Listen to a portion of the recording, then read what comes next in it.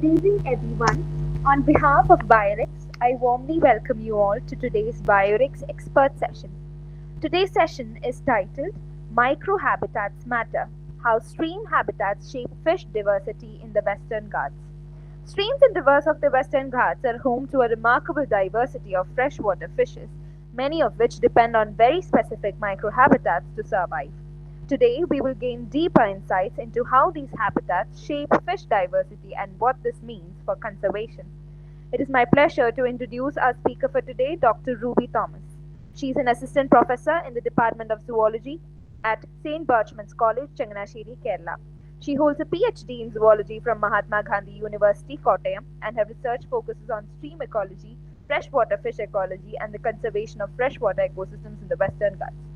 With extensive fieldwork behind her, including surveys in the headwater streams of the Pampa River, she has contributed valuable insights into fish habitat relationships in the region.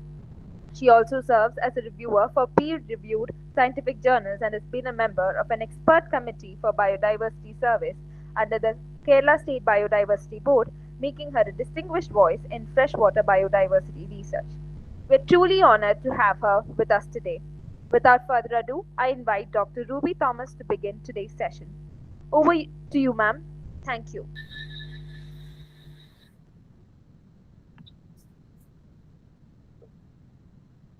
Thank you, Gayatri, for your kind introduction, and also Team Biorix for inviting to be this part of this session. And I like to interact with a group of enthusiastic students who are interested in biology and nature. So today, before we begin, I would like to ask you a simple question: that how many of you have visited a Western Ghats stream? Anyone? Can you please respond?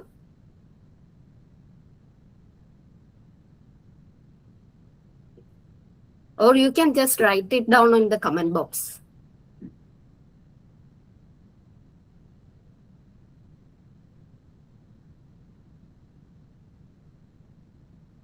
Anyone please respond? Okay, many of them visited streams in Western Ghats. So today we are going to explore. So before that, I am going to share my screen.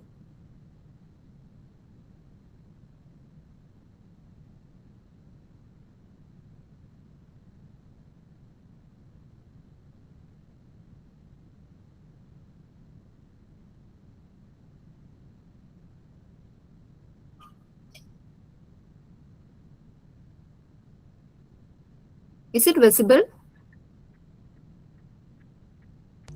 Yes, ma'am, it is visible. Okay, so today we are going to explore how stream habitat shape fish diversity in the birds biodiversity hotspot in the Western Ghats. So I think many of them are aware of the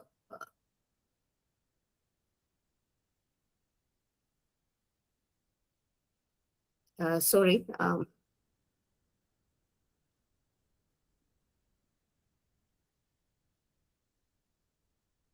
Many of them aware of the functions of freshwater ecosystems.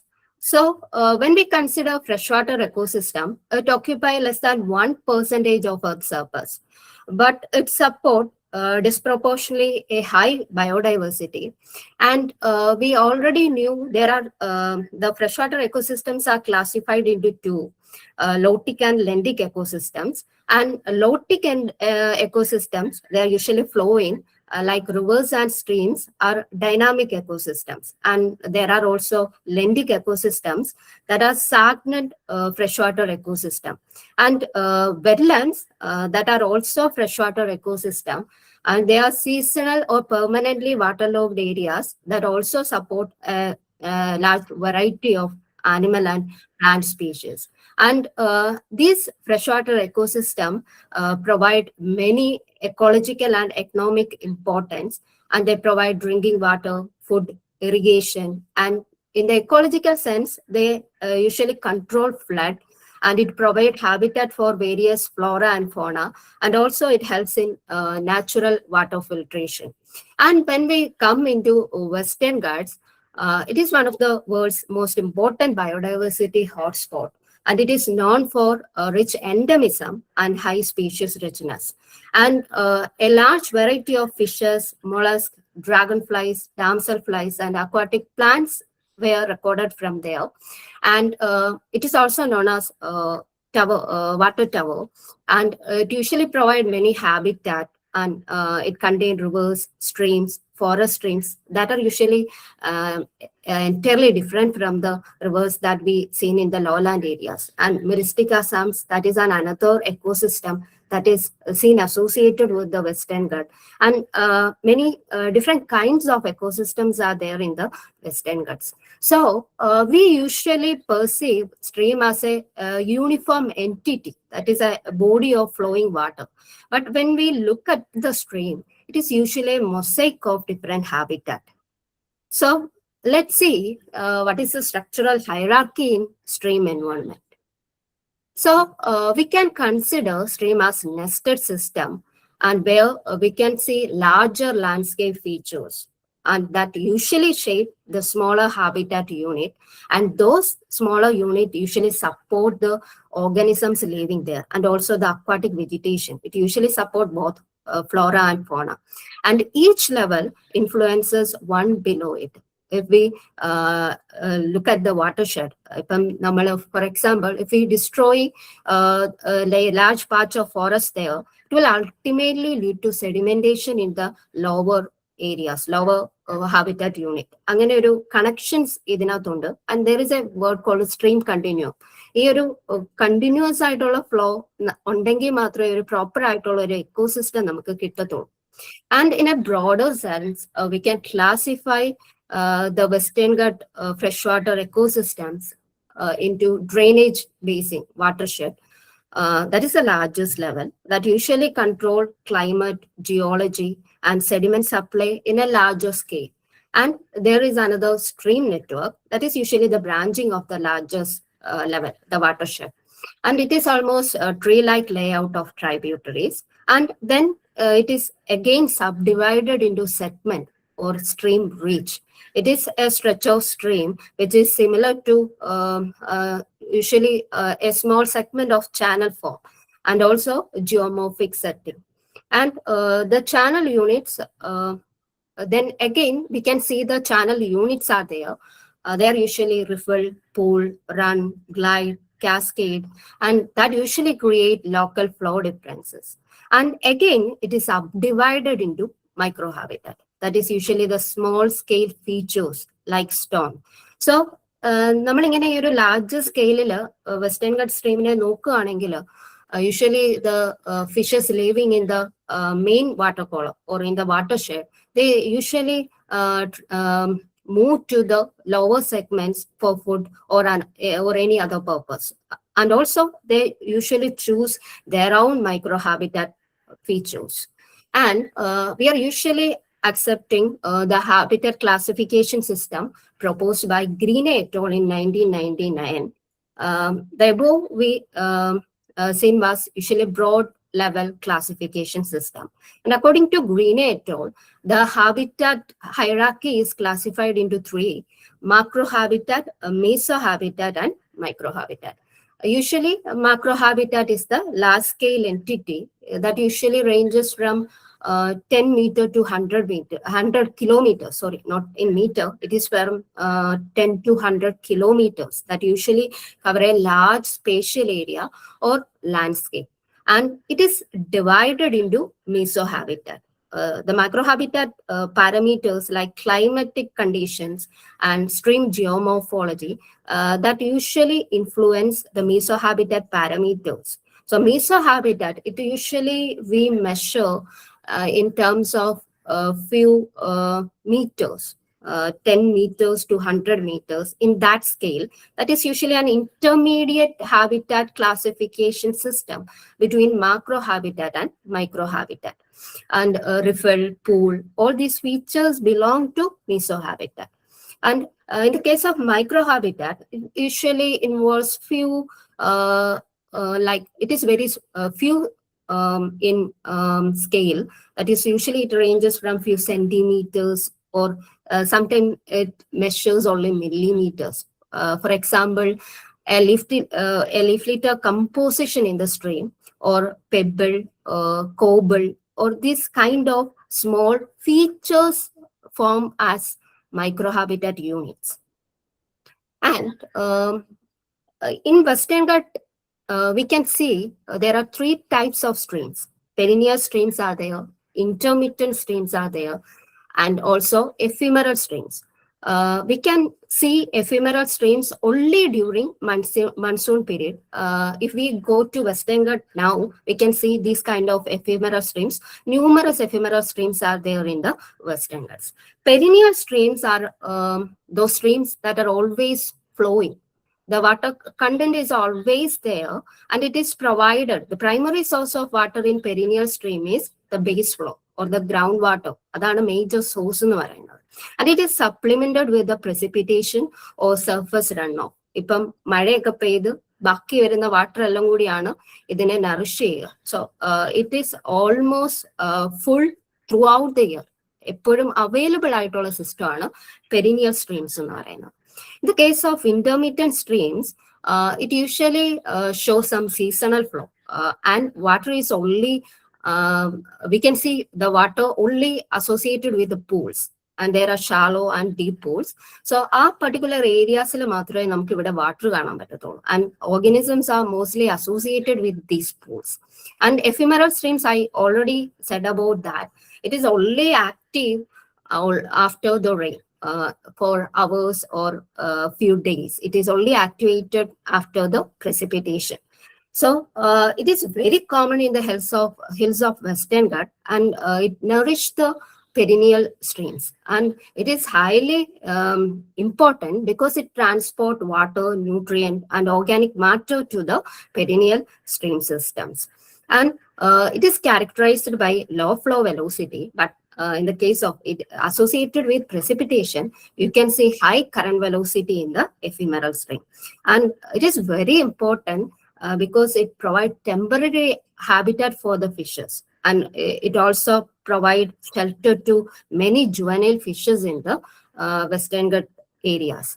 And sometimes we can see the ephemeral streams overflow in certain areas with grasses and riparian vegetation. So it is full of grasses and parts of riparian shrubs and herbs. It usually provides shelter to the juveniles from strong current, and it acts as nursery habitat, and also it provides feeding opportunity because it is full of grasses. There may be, there should be invertebrate species and also a lot of debris. And so thereby it acts as a rich feeding source, and it usually supports the stream connectivity. It is ephemeral streams usually connect the forest with the perennial streams. So it is very important. It usually disappears after a short period, but it usually supports the stream connectivity. And let's see the major mesohabitat and channel units in the Western Ghats streams. So major mesohabitat units are pool, rapid, riffle, cascade, and fall. And you can see that this classification is mainly based on the depth and current flow in that particular unit. And pool is usually highly variable in the case of depth, and usually it contains stagnant water. In the case of rapid, you can see from the photograph that it is usually swift flowing water areas, but the depth is little bit higher in that particular area, rapid, but not that of pool. And in rapid, it is sometimes associated with pocket pools. We can see pocket pools in the rapid, and it also provides many niches or habitat opportunity to the organisms living there. And other type of mesohabitat unit is riffle. And riffle is also the water that is agitated by the rocky substrate. So the riffle also provide refuge to the fishes living there. But that particular habitat unit is shallow in depth. And cascade is always activated during the monsoon period, and where you can see the water moves like a small staircase manner, and there are small pools that is characterized by shallow depth. And fall is also there. Fall occurs when water moves down from a steep area or from a particular large rock. So thereby it create pool, and below fall, you can see the pool. So these are the major mesohabitat unit in the Western Ghats stream. And microhabitat. Microhabitat is usually delineated by three components of stream environment: depth, current velocity, and substrate composition. So, ഒരു particular ഏരിയയിലെ micro habitat heterogeneity ആണ് അവിടുത്തെ ബയോഡൈവേഴ്സിറ്റിനെ main ആയിട്ട് determine ചെയ്യുന്നതെന്ന് നമുക്ക് പറയാൻ പറ്റും. And also it hold A large number of invertebrate and vertebrate diversity. And let's see the major microhabitat unit in the Western Ghats stream. So one of the major microhabitat unit is bedrock edge. You can see that in the picture. That is usually hard, stable, rocky substrate forming near the stream bed or in the stream bank. It is sometimes in the stream, it is often sometimes covered by thin layer of alluvium. And this bedrock, underwater bedrock, usually provide home for rheophilic fishes. There are fishes that like to clinch onto this rocky substrate. So these kind of fishes usually uses this rocky substrate. And when we look at the Western Ghats stream, these bedrock edges is shaped by several natural processes like abrasion. Abrasion is usually a process. ഇവിടെ മിക്കവാറും Rocky സബ്സ്ട്രേറ്റിന്റെ മുകളിൽ കൂടി main ആയിട്ട് sand particle അല്ലെങ്കിൽ cobble roubles ഒക്കെ move ചെയ്ത് പോകുമ്പോൾ, fast ആയിട്ട് ഫ്ലോ ചെയ്യുന്ന വാട്ടറിൽ കൂടി മൂവ് ചെയ്ത് പോകുമ്പോൾ അത് ഇങ്ങനെ ഒരസി സ്ക്രാപ്പ് ചെയ്ത് ഫോം ചെയ്യുന്ന ഫോർമേഷൻസ് ആണ് അബ്രഷൻസ് എന്ന് പറയുന്നത്. It's usually A long process. കുറെ ടൈം എടുക്കും അവിടെ ഒരു പൂളോ അല്ലെങ്കിൽ ബാക്കി അസോസിയേറ്റ് ചെയ്തിട്ട് വരുന്ന മെസോഹാബിറ്റാറ്റ് യൂണിറ്റുകളോ മൈക്രോഹാബിറ്റാറ്റ് യൂണിറ്റുകളോ ഉണ്ടാകാൻ വേണ്ടിയിട്ട്. And another process is plucking. Plucking is usually the lifting of particular Rocky part from the bedrock. അത് മൊത്തത്തിൽ ഇങ്ങനെ ഒന്നെങ്കിൽ അതിനകത്ത് ഫ്രാക്ചർ ഉണ്ടായി കാണും, ഈ ഒരു വാട്ടർ വെലോസിറ്റി കൂടി വരുന്നത് കാണും. അങ്ങനെ വരുമ്പോഴത്തേക്കിനും നെക്സ്റ്റ് ടൈം കറണ്ട് ഫ്ലോ കൂടി വരുന്ന സമയത്ത് അത്രയും പാർട്ട് അത് എന്താ പറയാ പറിച്ചെടുത്തോണ്ട് പോകും. അപ്പം ഫോം പൂൾ, ആ ഒരു പർട്ടിക്കുലർ ഏരിയ മൊത്തം പൂളായിട്ട് മാറും. സോ അങ്ങനെ മൈക്രോഹാബിറ്റാറ്റ് അല്ലെങ്കിൽ മീസോഹാബിറ്റാറ്റ് യൂണിറ്റുകൾ ഫോം ചെയ്യാറുണ്ട്. And another method is cavitation. Cavitation എന്ന് പറയുമ്പം there are vapors in water column. ചില സമയത്ത് സമ്മറും ഒക്കെ ആയിട്ട് അസോസിയേറ്റ് ചെയ്തിട്ടുള്ള വേപ്പർ ബബിൾസ് ഫോം ചെയ്ത് വരാറുണ്ട്. There usually minute vapour bubbles. അത് പൊട്ടുന്ന സമയത്ത് it create pits on the rocky substrate. Rocky സബ്സ്ട്രേറ്റിൽ പിറ്റ്സ് ക്രിയേറ്റ് ചെയ്യും. അങ്ങനെ ചെറിയ ചെറിയ ഫോർമേഷൻസ് വരും. അങ്ങനെ ഉണ്ടാകുന്ന മൈക്രോഹാബിറ്റാറ്റ് യൂണിറ്റുകളും ഉണ്ട്. Other one is debris flow score. Debris flow score is similar to abrasion, but it is characterized by the heavy flow with mud and some sort of debris, water, etc. So അങ്ങനെ കുറച്ച് large quantity ഡെബ്രിസോ അല്ലെങ്കിൽ മഡോ എല്ലാം കൂടി ഒരുമിച്ചൊരു large ഗ്രൂപ്പായിട്ട് വരുമ്പോൾ scrap ചെയ്ത് form ചെയ്യുന്ന ഫോർമേഷൻസിനെയാണ് നമ്മൾ ഈ പറഞ്ഞ ഡെബ്രിസ് ഫ്ലോ സ്കോർ വരെ ഉണ്ടാകുന്ന മൈക്രോ ഹാബിറ്റാറ്റ് എന്ന് പറയുന്നത്. And other process is weathering. I think everyone knows about weathering. സാധാരണ ഒരു നാച്ചുറൽ പ്രോസസ് ആണ്. ഈ പറയുന്ന പോലെ ബയോളജിക്കൽ, ഫിസിക്കൽ, കെമിക്കൽ ക്യാരക്ടറിസ്റ്റിക്സ് കൊണ്ട് അതിലുണ്ടാകുന്ന മാറ്റങ്ങൾ കൊണ്ട് ഉണ്ടാകുന്ന പ്രോസസ് ആണ് വെതറിങ്. അങ്ങനെ പാറ പൊടിഞ്ഞും ഈ പറയുന്ന മൈക്രോ ഹാബിറ്റാറ്റുകൾ വെസ്റ്റേൺ ഘട്സ് സ്ട്രീംസിൽ ഉണ്ടാകുന്നുണ്ട്. And this process usually create diverse microhabitat. ഈ പറഞ്ഞ മൈക്രോഹാബിറ്റാറ്റ് യൂണിറ്റുകൾ ഉണ്ടാകുന്നു എന്ന് ഞാൻ പറഞ്ഞല്ലോ. അതിന് ഒരു പെർട്ടിക്കുലർ നെയിംസും കൂടിയുണ്ട്. Potholes. Potholes is similar to the gutter in road. റോഡിൽ കാണുന്ന ഗട്ടറിന് സിമിലർ ആയിട്ടുള്ള പോത്ത് ഹോൾസ് ആണ് പൂൾ ഫോം ചെയ്യാൻ വേണ്ടിയിട്ട് ഹെൽപ്പ് ചെയ്യുന്നതാണ്. സ്ട്രീമില് പൂൾസ് ആയിട്ട് മാറുന്നതാണ്. and it is home to a large variety of fishes and juveniles. Depth കൂടുന്നതിനനുസരിച്ചിട്ടായിരിക്കും കുറച്ച് ചിലപ്പം ലാർജസ്റ്റ് ഡെപ്ത് ഒക്കെ ആണെങ്കിൽ you can see large fishes there, അല്ലെങ്കിൽ ജുവനൈൽസിനെയൊക്കെ ആയിരിക്കും മോസ്റ്റ്ലി കാണാൻ പറ്റുക. Other one is gorges slots എന്ന് പറയും. അത് usually the upper part of the formation, it is usually V-shaped formation. Upper part is largely wide. The inner portion is usually very shallow. So അങ്ങനെയുള്ള ഒരു ഫോർമേഷനെയാണ് Gorges എന്ന് പറയുന്നത്.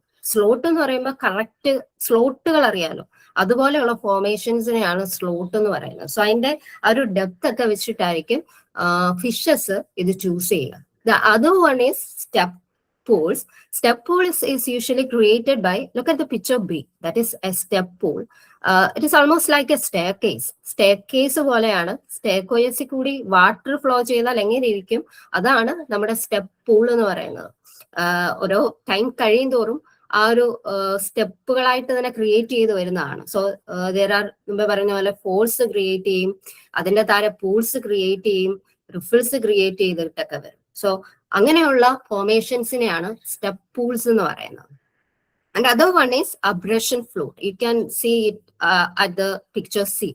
അതിനകത്ത് നിങ്ങൾക്ക് കാണാൻ പറ്റും അബ്രഷൻ ഫ്ലൂട്ട് എന്ന് പറയുന്നത്. It almost like flute. ഫ്ലൂട്ടിലെ ചെറിയ ഹോൾസ് കാണാറില്ലേ, അതുപോലെ നിങ്ങൾ ആ പിക്ചറിൽ നോക്കിയാൽ കാണും ഹോൾസ് പോലെ ക്രിയേറ്റ് ചെയ്ത് വരുന്നത്. പിന്നെ ഈ കറന്റ് വെലോസിറ്റി കൂടുന്നതിനനുസരിച്ച് കൂടുതൽ ഡെപ്തിലേക്ക് അത് മാറും. So that particular microhabitat feature is called a abrasion flute. And also ഞാൻ പറഞ്ഞു, it usually control the stream geomorphology. ഈ പറയുന്ന മീസോഹാബിറ്റാറ്റ് യൂണിറ്റുകളുടെ ഫോർമേഷന് ഹെൽപ്പ് ചെയ്യുന്നത് ഈ പറയുന്ന ബെഡ്റോക്കിൽ ഉണ്ടാകുന്ന മാറ്റങ്ങളാണ്. It usually help to make riffles, pools, the step pool sequences in the streams. And also ഞാൻ പറഞ്ഞു provide shelter, refuge and also feeding ground for the fishes living there. നിങ്ങൾ ഫസ്റ്റ് പിക്ചറിൽ നോക്കിയാൽ അറിയാം, it is full of debris. Debris ഉള്ളത് കൊണ്ട് തന്നെ there will be invertebrates, benthic macro invertebrates ഒക്കെ കാണും. സോ അതൊരു നല്ല ഒരു ഫുഡ് റിച്ച് ആയിട്ടുള്ള ഫുഡ് സോഴ്സും കൂടിയാണ് ഫിഷസിന്. സോ അങ്ങനെ ഇവർക്ക് നല്ലൊരു മൈക്രോ ഹാബിറ്റാറ്റ് ആയിട്ട് മാറാൻ ഈ പറയുന്ന റോക്കിലുള്ള ചേഞ്ചസ് ഹെൽപ്പ് ചെയ്യും. And it is also important for ഒരു റോക്കി സബ്സ്ട്രേറ്റ് ആയതുകൊണ്ട് തന്നെ it is important for many rheophilic fishes living in Western Ghats, like Gara. You may know about it. Gara എന്ന് പറയുന്ന ഒരു ഫിഷ് ഉണ്ട്. അതിനൊക്കെ ഏറ്റവും കൂടുതൽ പ്രിഫർ ചെയ്യുന്ന ഏരിയ ആണ് ഇതുപോലെയുള്ള Rocky സബ്സ്ട്രേറ്റുകൾ. And other one is root undercut. Root undercut, you can see root undercut as microhabitat in forest streams in the Western Ghats. And this is usually provided by the large riparian trees that usually located at the stream bank. Let's see the video. I think it's playing now. And in the video, you can see that some parts of the roots are illuminated by the sunlight, and there are also portions with shade that is not severely illuminated, and you can see fishes there. Is there anyone from ichthyology? Can you identify the fish? ആർക്കെങ്കിലും identify ചെയ്യാൻ പറ്റുന്നുണ്ടോ ആ fish ഏതാന്ന് ആ root അണ്ടർകട്ട്സിലൂടെ പോകുന്നത്?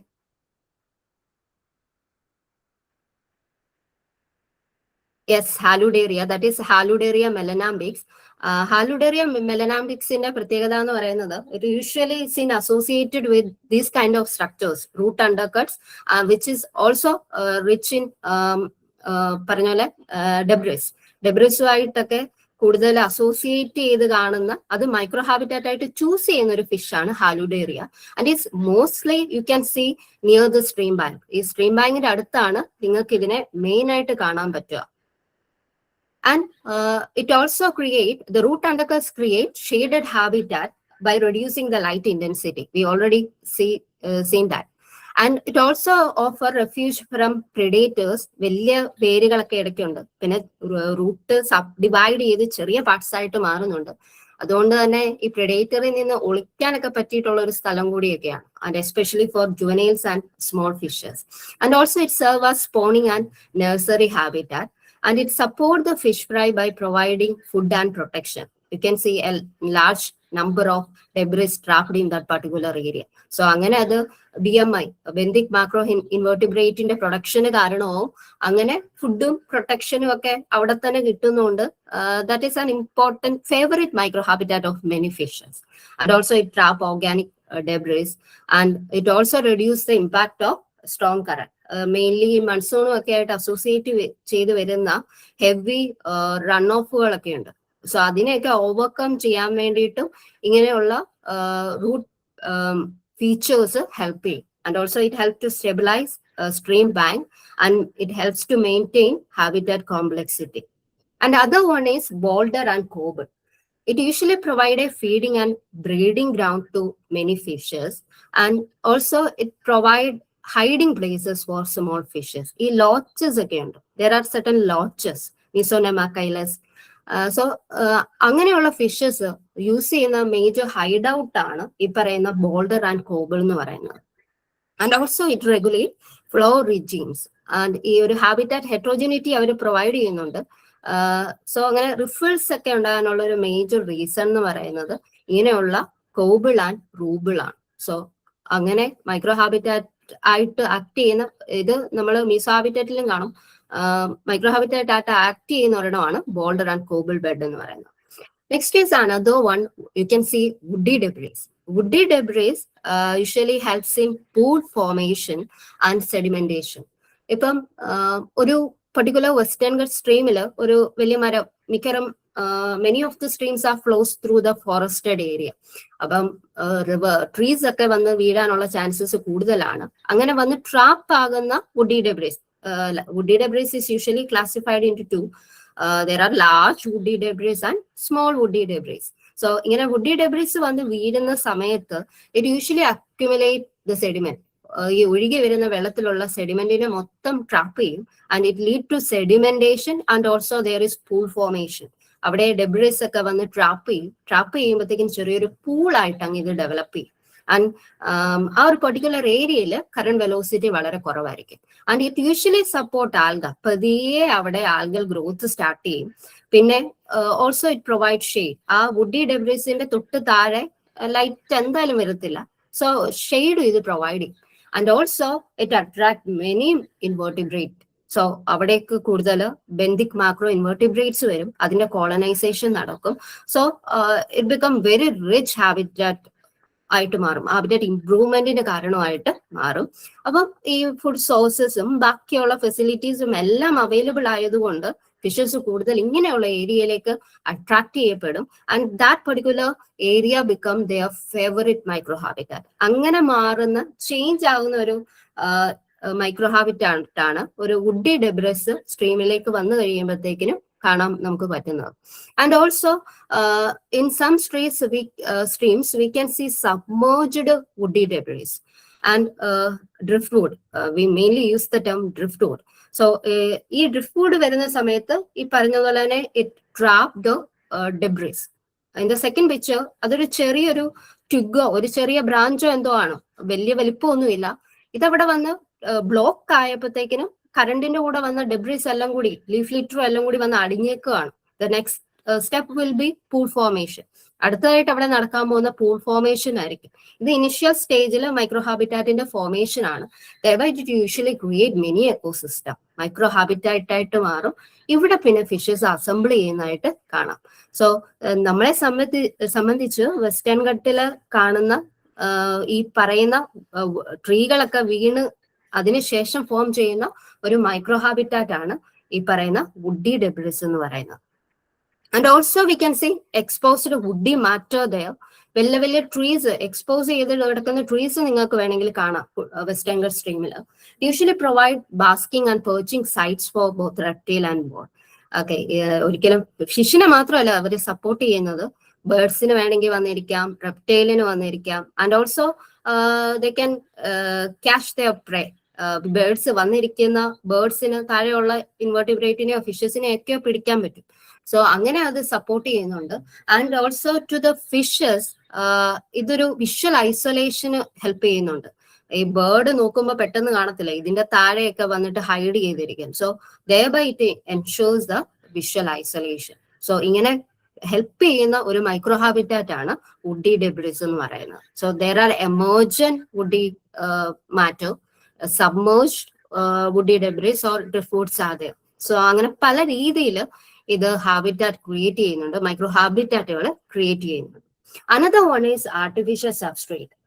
In Western Ghats, നമ്മൾ Western ഗട്ട്സിൽ പോവുകയാണെങ്കിൽ യു ക്യാൻ സീ ബ്രിഡ്ജസ്, അല്ലെ, മിക്ക സ്ട്രീംസ് ഒഴുകുന്നുണ്ട്, ലാർജ് പെരിനിയൽ റിവേഴ്സ് ഒഴുകുന്നുണ്ട്. സോ അതിന്റെ മുകളിൽ കൂടി ബ്രിഡ്ജസ് ഫോം ചെയ്യും. So and also there are riprap or stone pitching. അത് മെയിൻലി ലോലാൻഡിലൊക്കെ കാണുന്നതാണ്. നമ്മള് ഭിത്തി കെട്ടുക എന്ന് പറയാലോ, സ്ട്രീമിന്റെ ഒക്കെ സൈഡിൽ കൂടി, റിവറിന്റെ ഒക്കെ സൈഡിൽ കൂടി, അതിനെയാണ് റിപ്രാപ്പ് അല്ലെങ്കിൽ സ്റ്റോൺ പിച്ചിങ് എന്ന് പറയാം. സോ അതും ഒരു ആർട്ടിഫിഷ്യൽ സബ്സ്ട്രേറ്റ് ആയിട്ട് ആക്ട് ചെയ്യുന്നതാണ്. And also bridge piling. You can see bridge piling in the picture. ആ ഫോട്ടോഗ്രാഫിൽ കാണുന്നത് ബ്രിഡ്ജ് പൈലിംഗ് ആണ്. And also abandon construction material also form as micro habitat. അതും ഒരു ആർട്ടിഫിഷ്യൽ സബ്സ്ട്രേറ്റ് ആണ്. ഈ നമ്മൾ ഉപേക്ഷിക്കുന്ന കുറെ കൺസ്ട്രക്ഷൻ മെറ്റീരിയൽസും ആർട്ടിഫിഷ്യൽ സബ്സ്ട്രേറ്റ് ആയിട്ട് ആക്ട് ചെയ്യും. അത് മൈക്രോ ഹാബിറ്റാറ്റ് ആയിട്ട് വരും. So it usually modify the stream flow. ഒരു ബ്രിഡ്ജ് പൈലിംഗ് വരുവാണെങ്കിൽ അതിന്റെ സൈഡിൽ വന്ന് തട്ടി പോകുമ്പോഴത്തേക്കിനും യൂഷ്വലി ആ ഒരു പർട്ടിക്കുലർ ഏരിയയിൽ ഫ്ലോ പതിയെ കുറയാൻ തുടങ്ങും. And also it increase habitat complexity. നമ്മൾ ആ വുഡി ഡെബ്രിസിന്റെ കേസിൽ കണ്ടതുപോലെ തന്നെ that particular area support pool formation. Pool formation ഉണ്ടാവും. അവിടേക്ക് മാക്രോ ഇൻവെർട്ടിബ്രേറ്റും ചെറിയ അല്ലാത്ത ഓർഗാനിസംസും ഒക്കെ ഡെവലപ്പ് ചെയ്ത് വരാൻ തുടങ്ങും. ആൽഗ ഫോം ചെയ്യാൻ തുടങ്ങും. And also it provide attachment surfaces for certain crustaceans or ആർത്രോപോഡിനൊക്കെ ഒന്ന് പറ്റിപ്പിടിച്ചിരിക്കാനും ഒക്കെ പറ്റിയുള്ള ഒരു ഏരിയയും കൂടി പ്രൊവൈഡ് ചെയ്യും ആർട്ടിഫിഷ്യൽ സബ്സ്ട്രേറ്റ് എന്ന് പറയുന്നത്. And also it create shaded environment in the aquatic ecosystem. ഈ പറയുന്ന പാലത്തിന്റെ താഴെ കറക്റ്റ് ആ ഒരു പർട്ടിക്കുലർ ഏരിയയിൽ കൂളിംഗ് എഫക്റ്റ് ആയിരിക്കും വരിക, ഡയറക്റ്റ് സൺലൈറ്റ് വരാത്തതുകൊണ്ട്. ബാക്കി ഏരിയാസ് ഒക്കെ ഇല്ലുമിനേറ്റ് ചെയ്തിട്ട് നിൽക്കുകയും ചെയ്യും. So there R certain fishes that prefer cool water and there are other fishes that usually prefer water with high temperature. So ആ ഒരു ഹെട്രോജീനിറ്റി പ്രൊവൈഡ് ചെയ്യാൻ ഇങ്ങനെയുള്ള ആർട്ടിഫിഷ്യൽ സബ്സ്ട്രേറ്റിനും ബ്രിഡ്ജിനും ഒക്കെ പറ്റും. അങ്ങനെ അത് മൈക്രോ ഹാബിറ്റാറ്റ് ഇവർക്ക് പ്രൊവൈഡ് ചെയ്യും. പിന്നെ അതുപോലെ ചില ലോച്ചസ് ഒക്കെ ഉണ്ട്. ഇത് പിന്നെ artificial substrate also mimic the rocky substrate, അല്ലെങ്കിൽ നമ്മൾ മുമ്പ് പറഞ്ഞ ബെഡ് റോക്ക് ഒക്കെ പോലെയൊക്കെ മിമിക് ചെയ്യും, ഓർ ദ വുഡി ഡെബ്രിസിനെ ഒക്കെ പോലെ. But it is not an എന്താണ് ഈ പറഞ്ഞ നാച്ചുറൽ ആയിട്ടുള്ള, നമ്മൾ മുമ്പ് കണ്ട നാച്ചുറൽ ആയിട്ടുള്ള മൈക്രോ ഹാബിറ്റാറ്റിന് ഒരിക്കലും പകരം വെക്കാൻ ആകത്തില്ല. But some kind it mimic those natural micro habitat. അങ്ങനെ പ്രൊവൈഡ് ചെയ്യുന്ന, ഹെൽപ്പ് ചെയ്യുന്ന ഹാബിറ്റാറ്റിന്റെ എഫിഷ്യൻസി കൂട്ടുന്ന ഒരെണ്ണമാണ് ആർട്ടിഫിഷ്യൽ സബ്സ്ട്രേറ്റ് എന്ന് പറയുന്നത്. Next one is aquatic vegetation. It also increase habitat complexity. And in Western Ghats, we can see emergent vegetation, submerged vegetation, and also some kind of non-invasive aquatic macrophyte. ഇവരെല്ലാം they usually provide a refuge from piscivorous fishes and avian predators, and it supports spawning, feeding, and nursery habitat of fishes. പിന്നെ ഇത് aquatic vegetation ആയതുകൊണ്ട് തന്നെ they will perform photosynthesis and thereby it enhance the water quality by providing oxygen. Oxygen കൊടുത്തിട്ട് water quality ആ ഒരു particular ഏരിയയിൽ കൂടുതലായിരിക്കും. And also there are certain plants that absorb pollutants. So it is very important in a particular Western Ghats stream. And also ഇതിങ്ങനെ ചിലപ്പം it usually form large cover in aquatic ecosystem. It slows down the water flow. അങ്ങനെ ഈ large cover ആയിട്ട് form ചെയ്ത് നിൽക്കുമ്പോഴത്തേക്കിനും water ഫ്ലോനെ ഇത് slow down ചെയ്യിക്കും. And thereby it provide shelter to the organisms during monsoon flood.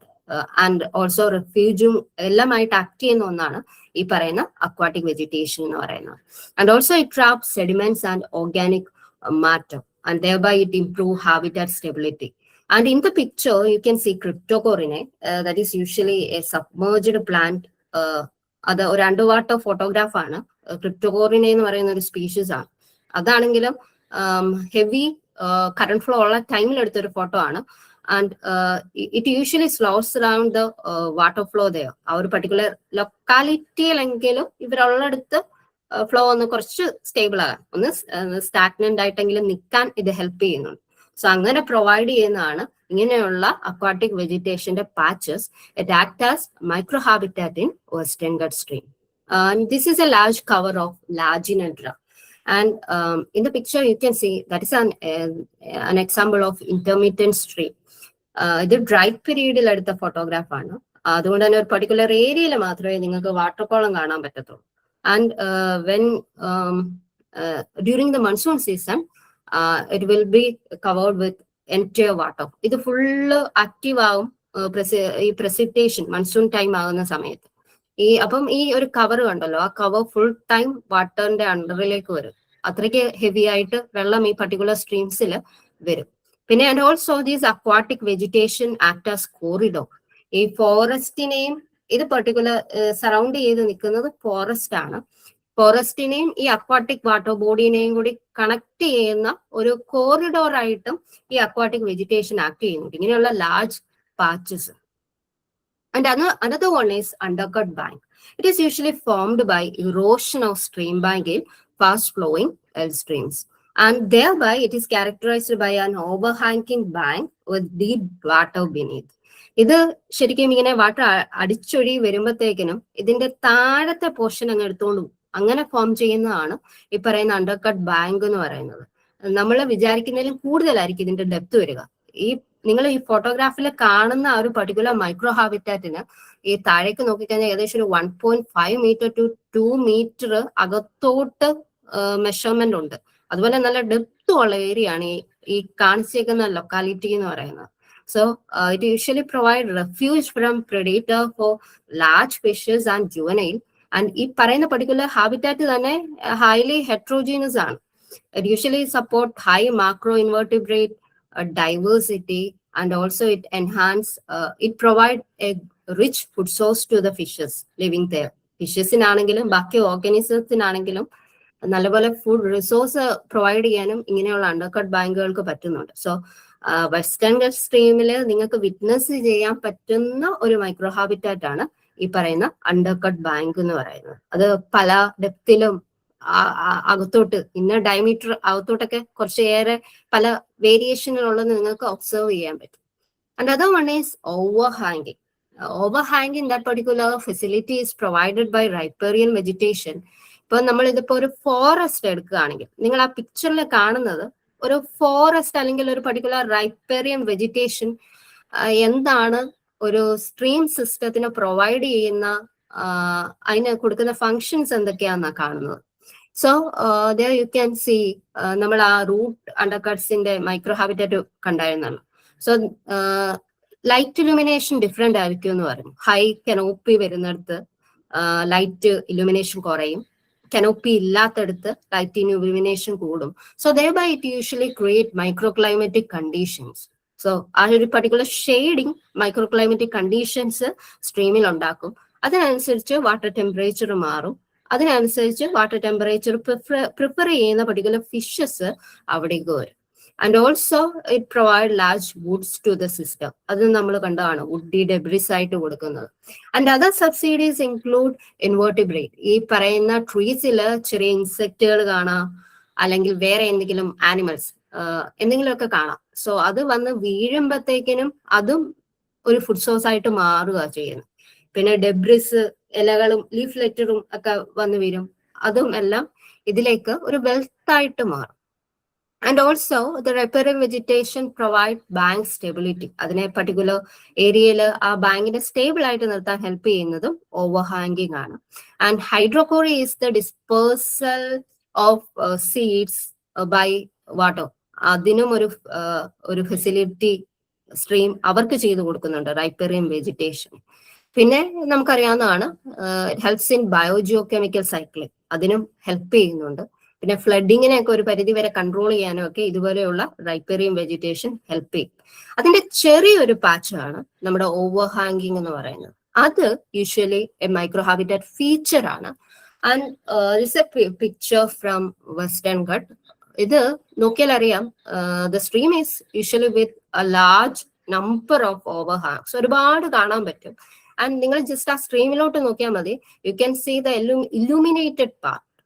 നല്ലപോലെ illuminated ആയിട്ടുള്ള area ഉണ്ട്, ഷെയ്ഡി ആയിട്ടുള്ള ഏരിയ ഉണ്ട്.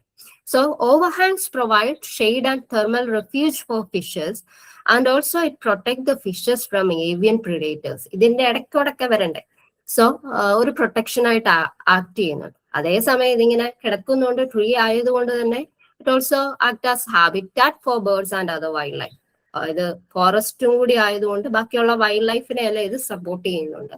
And also it helps in accumulating small woody debris in the stream environment. ഇതിലോട്ട് കൂടുതൽ ഡെപ്പോസിറ്റ് വരും. നമ്മൾ മുമ്പ് പറഞ്ഞ പോലത്തെ അവരുടെ സബ്സിഡീസ് അത് പ്രൊവൈഡ് ചെയ്യും. അങ്ങനെ അഡീഷണൽ ഫിഷ് ഷെൽട്ടേഴ്സ്, മൈക്രോ ഹാബിറ്റാറ്റുകൾ ഇവിടെ ക്രിയേറ്റ് ചെയ്യും. സോ ഇതിന്റെ കീഴെ ആയിരിക്കും കൂടുതൽ ഫിഷസ് വന്ന് കോൺസെൻട്രേറ്റ് ചെയ്യുക. or we can see the assemblage of fishes there. അവർ ഫീഡിങ് പർപ്പസിന് വേണ്ടിയിട്ടും റെഫ്യൂജ് ഒക്കെ ആയിട്ട് യൂസ് ചെയ്യുന്നത് ഇങ്ങനെയുള്ള മൈക്രോ ഹാബിറ്റാറ്റ് പാച്ചുകളായിരിക്കും. So overhang is another important micro habitat you can see in Western Ghats stream. And the other one is riffle surface and pool. മുമ്പ് meso habitat unit ആയിട്ട് നമ്മൾ ഇത് പറഞ്ഞായിരുന്നു.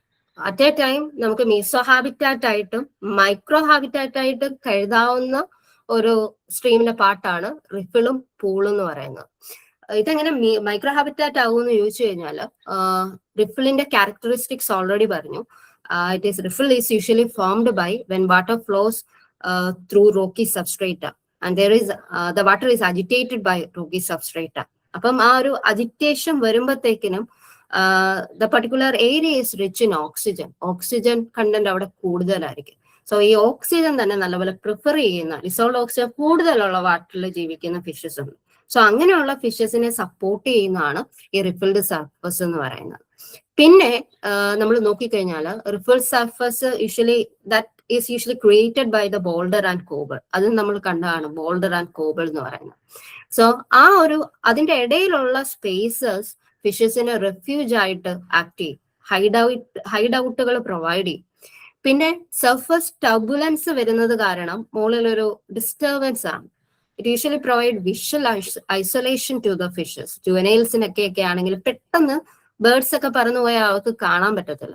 സോ അങ്ങനെ വിഷ്വൽ ഐസൊലേഷനും കൂടി ഇത് പ്രൊവൈഡ് ചെയ്യും. സോ പിന്നെ കുറച്ചും കൂടി ഫ്രീക്വന്റ് ആയിട്ട് നോക്കിക്കഴിഞ്ഞാൽ വെസ്റ്റേൺ ഘട്ടില് റിഫിൾസ് എന്ന് പറയുന്നത് seasonal ഫീച്ചറാണ്.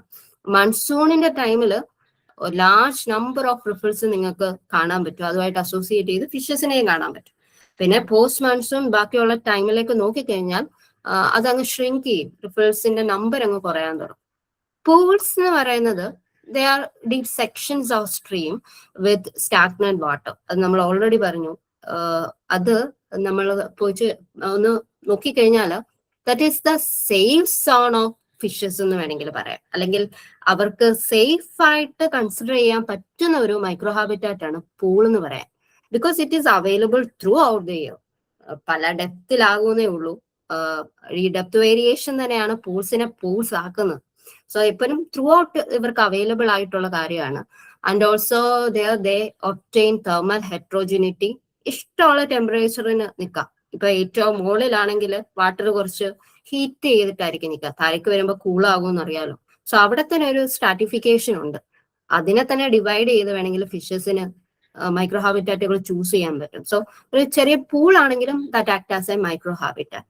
And also it support higher diversity of fishes and other macro invertebrate. ഒരുപാട് കമ്മ്യൂണിറ്റീനെ സപ്പോർട്ട് ചെയ്യുന്ന ഒരു മൈക്രോ ഹാബിറ്റാറ്റും കൂടിയാണ് പൂൾ എന്ന് പറയുന്നത്. ആൻഡ് വെസ്റ്റേൺ ഘട്ടിൽ നോക്കിക്കഴിഞ്ഞാൽ we can see deep pools and shallow pool areas. അതിങ്ങനെ ഒരു ഹെട്രോജീനസ് ഒരു ഗ്രൂപ്പ് ആയിട്ട് ഇങ്ങനെ ഫോം ചെയ്തുകൊണ്ടേ ഇരിക്കും. ഈ ഒരു പിക്ചറിൽ തന്നെ നിങ്ങൾക്ക് പൂളും റിപ്പിളും കാണാം. ബാക്കിയുള്ള പാട്ടിലോട്ട് നോക്കിയാലും there you can see the riffle. അതെല്ലാം റിഫിൾ പൂൾ സീക്വൻസിൽ തന്നെ വരുന്നതാണ്. And let's check what are the factors influencing microhabitat selection. So we already said about the factors.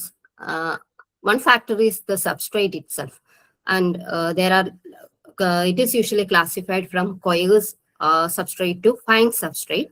And I already said that bedrock is the favorite place of many rheophilic fishes. So അങ്ങനെയുള്ള ഗാര പോലുള്ള fishes choose ചെയ്യുന്ന ഒരു micro habitat ആണ് bed rock എന്ന് പറയുന്നത്. And also many fishes use it as spawning and refuge. It provide refuge to the fishes. ഇനി ബാക്കിയുള്ള area boulder കോബിളിന്റെ കാര്യമൊക്കെ നമ്മൾ പറഞ്ഞാണ്. It usually provide hideout to the fishes. അതിന്റെ ക്രെവിക്സസ് ഒക്കെ ഉണ്ട്, അതിന്റെ ഇടയിലൊക്കെ കയറി ഇരിക്കാനൊക്കെ പറ്റും. ഗ്രാവലൊക്കെ ആണെങ്കിലും there are small loches. അവരുടെ ആ ഒരു ബോഡി സൈസ് കൊണ്ട് അതിന്റെ ഇടയ്ക്ക് കയറി ഇരിക്കാനായിട്ട് പറ്റും. പിന്നെ there are certain fishes that usually prefer sand and mud because they love burrowing. ഇങ്ങനെ കുഴിയൊക്കെ ഉണ്ടാക്കി അതിനകത്ത് കയറി ഇരിക്കാനാണ് അവർക്ക് താല്പര്യം. And also it is a better place for foraging. ഈ മഡിലൊക്കെ ചില സ്മോൾ ഇൻവേർട്ടിബ്രേറ്റ്സ് ഒക്കെ കാണുമല്ലോ. സോ ഒരു ഫുഡ് സോഴ്സും കൂടിയാണ്, അവർക്ക് ഫുഡ് അവൈലബിലിറ്റി അവിടെ ഉണ്ട്. സോ ദേ ചൂസ് ഈ സബ്സ്ട്രേറ്റിന്റെ ബേസിലും കൂടി മൈക്രോ ഹാബിറ്റാറ്റ് ചൂസ് ചെയ്യും. പിന്നെ other one is food availability, വേറൊരു ഫാക്ടറാണ്. ഓൾറെഡി പറഞ്ഞ ചില ഫിഷസിന് ഇഷ്ടം ആൽഗെ ഫീഡ് ചെയ്യാനാണ്. For example Garra usually prefer bed rock or rocky substrate. Rocky സബ്സ്ട്രേറ്റിലായിരിക്കും കൂടുതൽ ആൽഗെ വളരുന്നത്. They are good scrapers in the water column. So ഇങ്ങനെ ചിരണ്ടി നിൽക്കുന്നത് നിങ്ങൾക്ക് കാണാൻ പറ്റും ആൽഗേനെ. സോ ഇത് രണ്ടും ഒക്കെ ഒരുമിച്ച് വന്നു കഴിഞ്ഞാൽ ടോറൻഷ്യൽ സ്ട്രീമും കൂടി ആണെങ്കിൽ പറയാൻ പറ്റും അതിന്റെ മൈക്രോ ഹാബിറ്റാറ്റ്, ഗാരയുടെ മൈക്രോ ഹാബിറ്റാറ്റ് ആണ് ഈ particular area. And also aquatic insects, അതും പ്രിഫർ ചെയ്യുന്ന കുറെ ഫിഷസ് ഉണ്ട്. സോ അങ്ങനെയുള്ള ഏരിയാസ് നോക്കിയിട്ടായിരിക്കും മൈക്രോ ഹാബിറ്റാറ്റ് ചൂസ് ചെയ്യുക. ആൻഡ് ഡെട്രിറ്റിവോറസ് ഫിഷസ് ഉണ്ട്. And some fishes are piscivorous. അപ്പം കുറച്ച് പൂളൊക്കെ ഉള്ള ഏരിയയിലായിരിക്കും അവർ ചൂസ് ചെയ്യുക, കാരണം സ്മോൾ ഫിഷസ് അവിടെ ജീവിക്കുമല്ലോ. സോ ഒരു ഹെട്രോജീനിറ്റി ഉള്ളതുകൊണ്ട്. സോ അങ്ങനെയുള്ള മൈക്രോ ഹാബിറ്റാറ്റിന്റെ ഡിവിഷൻ ആൻഡ് അവരുടെ സെലക്ഷൻ നമുക്ക് കാണാൻ പറ്റും. And in Western Ghat stream the resources are usually patchily distributed. എല്ലാം ഒരുമിച്ച് കാണത്തില്ല, ഒരു പാച്ച് ഒക്കെ ആയിട്ടായിരിക്കും മെയിൻ ആയിട്ട് കാണാം. And other factor that influence micro habitat selection is the predation risk. അവർക്ക് ഫുഡ് കിട്ടുക അതിനെ പോലെ തന്നെ പ്രിഡേറ്ററിൽ നിന്ന് രക്ഷപ്പെടുകയും കൂടി വേണം. സോ അതിനനുസരിച്ചുള്ള മൈക്രോ ഹാബിറ്റാറ്റ് ആയിരിക്കും അവർ ചൂസ് ചെയ്യുക. പിന്നെ ഒരു ഫാക്ടറും കൂടി ഉള്ളത്, അധികം എനർജി എക്സ്പെൻഡിച്ചർ വരാത്ത ഒരു ഏരിയ ആയിരിക്കും ചൂസ് ചെയ്യുക. ഇതെല്ലാം വേണം, പ്രെഡേറ്ററിൽ നിന്ന് രക്ഷപ്പെടുകയും വേണം എന്നുള്ളത് കൊണ്ട് തന്നെ. Another factor that influence microhabitat selection is water quality, and there are many parameters like temperature, dissolved oxygen, turbidity, pH, etc. So in factors microhabitat selection is important ആണ്. ഞാൻ മുമ്പ് ഓൾറെഡി പറഞ്ഞായിരുന്നു ചില ഫിഷസ് ഷാഡോ ഏരിയാസ് നോക്കി നിൽക്കും. അതിന് main കാരണം എന്ന് പറയുന്നത് the water temperature is very low there. പിന്നെ ഇലൂമിനേറ്റഡ് ആയി കഴിഞ്ഞാൽ ആ പർട്ടിക്കുലർ ഏരിയയിൽ ടെമ്പറേച്ചർ കൂടുതലും ആയിരിക്കും. സോ അങ്ങനെ ടെമ്പറേച്ചർ കൂടുതൽ പ്രിഫർ ചെയ്യുന്നവർ ആ ഒരു പർട്ടിക്കുലർ ഏരിയയിലോട്ട് വന്നിരിക്കും. പിന്നെ ട്രാവൻകോറിയ ജോണേസി ഉണ്ട്. അതിന് കൂടുതൽ ഒരു ഫിഷാണ്, കുറച്ച് ടൊറൻഷ്യൽ സ്ട്രീമിൽ കാണുന്നതാണ്. അവർ കൂടുതലും കണ്ടിട്ടുള്ളത് ഡിസോൾഡ് ഓക്സിജൻ കൂടുതലുള്ള മൈക്രോ ഹാബിറ്റാറ്റുകളിലാണ് കണ്ടിട്ടുള്ളത്. അങ്ങനെ ഓരോ ചൂസ് ചെയ്യുന്ന ഓരോ ഫാക്ടേഴ്സ് ഉണ്ട്. പിന്നെ turbidity usually affect vision and it is very rare phenomenon in Western Ghats stream. വളരെ കുറച്ച് കാണാൻ പറ്റുന്ന ഒരു ഫിസിക്കൽ ഫീച്ചർ അല്ലെങ്കിൽ ഇൻസ്ട്രീം കവർ ആണ് ടർബിഡിറ്റി എന്ന് പറയുന്നത്. പിന്നെ sometimes it is seen associated with landslides in the Western ഘട്ടിലെ ലാൻഡ് സ്ലൈഡ്സുമായിട്ട് അസോസിയേറ്റ് ചെയ്തിട്ടും കാണാൻ പറ്റും. ഓക്കെ, സ്ട്രീബിൻ. Okay, right. Glyptothorax also prefer water that is rich in dissolved oxygen. Okay, thank you. And another factor is water depth. And different species prefer different depth. And you can see that depth changes the refuge availability, and also the illumination will be different in different zones, and also the current exposure will be different. So water depth ഒരു factor ആണ് micro habitat choose ചെയ്യാൻ വേണ്ടിയിട്ട്. And we can divide the fishes based on this. There are surface feeders, mid water column സ്പെഷ്യലിസ്റ്റുകൾ കാണും, and also there are bottom dwellers. So അവര് ആ ഒരു nature വെച്ചിട്ട് വാട്ടർ ഡെപ്ത് ചൂസ് ചെയ്യും. സോ അങ്ങനെയുള്ള വാട്ടർ കോളം അല്ലെങ്കിൽ മൈക്രോ ഹാബിറ്റാറ്റുകളായിരിക്കും അവർ ചൂസ് ചെയ്യുക. And flow velocity is another factor that is one of the most strong determinants in micro habitat selection. For example, ഇപ്പം ഗാരയൊക്കെ ആണെങ്കിൽ ഓൾറെഡി പറഞ്ഞു ഹൈ ടോറൻഷ്യൽ നേച്ചറുള്ള കറന്റ് വെലോസിറ്റി വളരെ കൂടിയ ഏരിയ ആണ് അവർ പ്രിഫർ ചെയ്യുക എന്ന് പറയും. പിന്നെ ഒരു കാര്യം കൂടി ഉള്ളത്, flow usually effect feeding opportunity help ചെയ്യുന്നുണ്ട്. അതുപോലെ സ്വിമ്മിങ് എക്സ്പെൻഡിച്ചർ ഒക്കെ ഉണ്ട്. അവര് എത്രത്തോളം എനർജി എക്സ്പെൻഡിച്ചർ ഒക്കെ നോക്കിയിട്ടാണ് ഇങ്ങനെയുള്ള ഏരിയാസ് ചൂസ് ചെയ്യുക. ഇങ്ങനെയുള്ള റിയോഫിലിക് ഫിഷസിന് മിക്കവാറും കൂടുതലും സക്കേഴ്സ് ഒക്കെ കാണും. സോ അതുവഴി അവർക്ക് എനർജി എക്സ്പെൻഡിച്ചർ കുറയ്ക്കാനൊക്കെ പറ്റും. പിന്നെ ചിലതൊക്കെ ഓൾറെഡി കോബിള്, റൂബിള് അതിൻ്റെ ഇടയ്ക്കൊക്കെ ഇത് വിൽക്കുന്നതായിരിക്കും. സോ അങ്ങനെയൊക്കെ ചില അഡാപ്റ്റേഷൻ ഒക്കെ ഉള്ളവരാണ് ഇങ്ങനെയുള്ള large flow velocity areas choose ചെയ്യുക. അല്ലാത്തവരൊക്കെ ലോ വെലോസിറ്റി വാട്ടർ കോളം, അധികം എനർജി എക്സ്പെൻഡിച്ചറിന് താല്പര്യമില്ലാത്ത fishes low water column, low velocity ആയിരിക്കും അവർ ചൂസ് ചെയ്യുക. ഇനി what are the adaptation that help them to select micro habitat? ഏതൊക്കെയാണ് ഫിഷ് അഡാപ്റ്റേഷൻ എന്ന് നോക്കാം. So there are morphological adaptation, behavioral adaptation, and physiological adaptation. Morphological adaptation നോക്കിക്കഴിഞ്ഞാൽ ഞാൻ already പറഞ്ഞു, ഇപ്പം ഫാസ്റ്റ് ഫ്ലോയിങ് സ്ട്രീം ആണ് അല്ലെങ്കിൽ ടോറൻഷ്യൽ മൈക്രോ ഹാബിറ്റാറ്റ് ആണ് ഒരു പർട്ടിക്കുലർ ഫിഷ് ചൂസ് ചെയ്യുന്നെങ്കിൽ that usually possess depressed body shape and അവർക്ക് സ്ട്രോങ് സ്വിമ്മിങ് മസിൽസ് കാണും. പിന്നെ അതുപോലെ തന്നെ സക്കേഴ്സ് പോലെയുള്ള സ്ട്രക്ചേഴ്സും കാണും. സോ അത് അതിനെ ഹെൽപ്പ് ചെയ്യുന്നുണ്ട്. മേ ബി ഇറ്റ് ഈസ് ഈ മൈക്രോ ഹാബിറ്റാറ്റ് സെലക്ഷനും ഈ പറയുന്ന ഫീച്ചേഴ്സും ഈ അഡാപ്റ്റേഷനും എല്ലാം ഇവോൾവ് ചെയ്ത് വന്നതായിരിക്കും, ടുഗദർ ഇവോൾവ് ചെയ്ത് വന്നതായിരിക്കും. ആൻഡ് പിന്നെ പൂൾ ഹാബിറ്റാറ്റ് കാണുന്ന ഫിഷസ് ആണെങ്കിൽ കൂടുതൽ മോർഫോളജിക്കൽ അഡാപ്റ്റേഷൻ നമുക്ക് കാണാൻ പറ്റുന്നത് കുറച്ച് ബോഡി ഡെപ്ത് കൂടിയ ഫിഷസ് ആയിരിക്കും. And also they show enhanced manoeuvrability, കുറച്ച് നല്ലപോലെ തിരിഞ്ഞ് കറങ്ങി കുറച്ച് ഏറെ സ്വിം ചെയ്യാനൊക്കെ താല്പര്യമുള്ള ഫിഷസ് ആയിരിക്കും പൂളിൽ മെയിനായിട്ട് കാണുക. പിന്നെ വെസ്റ്റേൺ ഘട്ടിൽ നോക്കിക്കഴിഞ്ഞാൽ ഇപ്പം മിസ്റ്റേഴ്സ് അല്ലെങ്കിൽ അതുപോലെയുള്ള cat fish community pools choose ചെയ്യാറുണ്ട്. പിന്നെ നമുക്ക് മൈക്രോ ഹാബിറ്റാറ്റ് സെലക്ഷനിൽ കാണുന്നത് അവരുടെ ബിഹേവിയറൽ അഡാപ്റ്റേഷൻസ് കാണാൻ പറ്റും. And many fishes form schools for protection from predators and to increase foraging success. ഇപ്പം for example in the case of Haludaria they usually show some schooling in the microhabitat. അവര് ഞാൻ already പറഞ്ഞു, they usually prefer stream banks. They usually choose the microhabitat associated with stream bank എന്ന് പറയും, കൂടുതൽ debris ഒക്കെ ഉള്ളത്. So അവിടെ ഒരു ഗ്രൂപ്പായിട്ടാണ് അവർ മിക്കവാറും കാണുന്നത്. And another behavioral adaptation is hiding under rocks. And some fishes show nocturnal activity. That is mainly to avoid the diurnal predators. So and some fishes show migration. That is usually associated with spawning activity or in search of food. So ആ ഒരു ഇതുമായിട്ട് associate ചെയ്ത് migration ഒക്കെ കാണിക്കാറുണ്ട്. അത് these are the behavioural adaptation that helps in microhabitat selection in fishes. പിന്നെ മുമ്പ് പറഞ്ഞതുപോലെ തന്നെ ഫിസിയോളജിക്കൽ അഡാപ്റ്റേഷൻ ആണ് the tolerance to low oxygen level and their temperature preference. അതും ഒരു കാര്യമാണ് മൈക്രോഹാബിറ്റാറ്റ് സെലക്ഷന് വേണ്ടിയിട്ട് മെയിൻ ആയിട്ടുള്ളത്.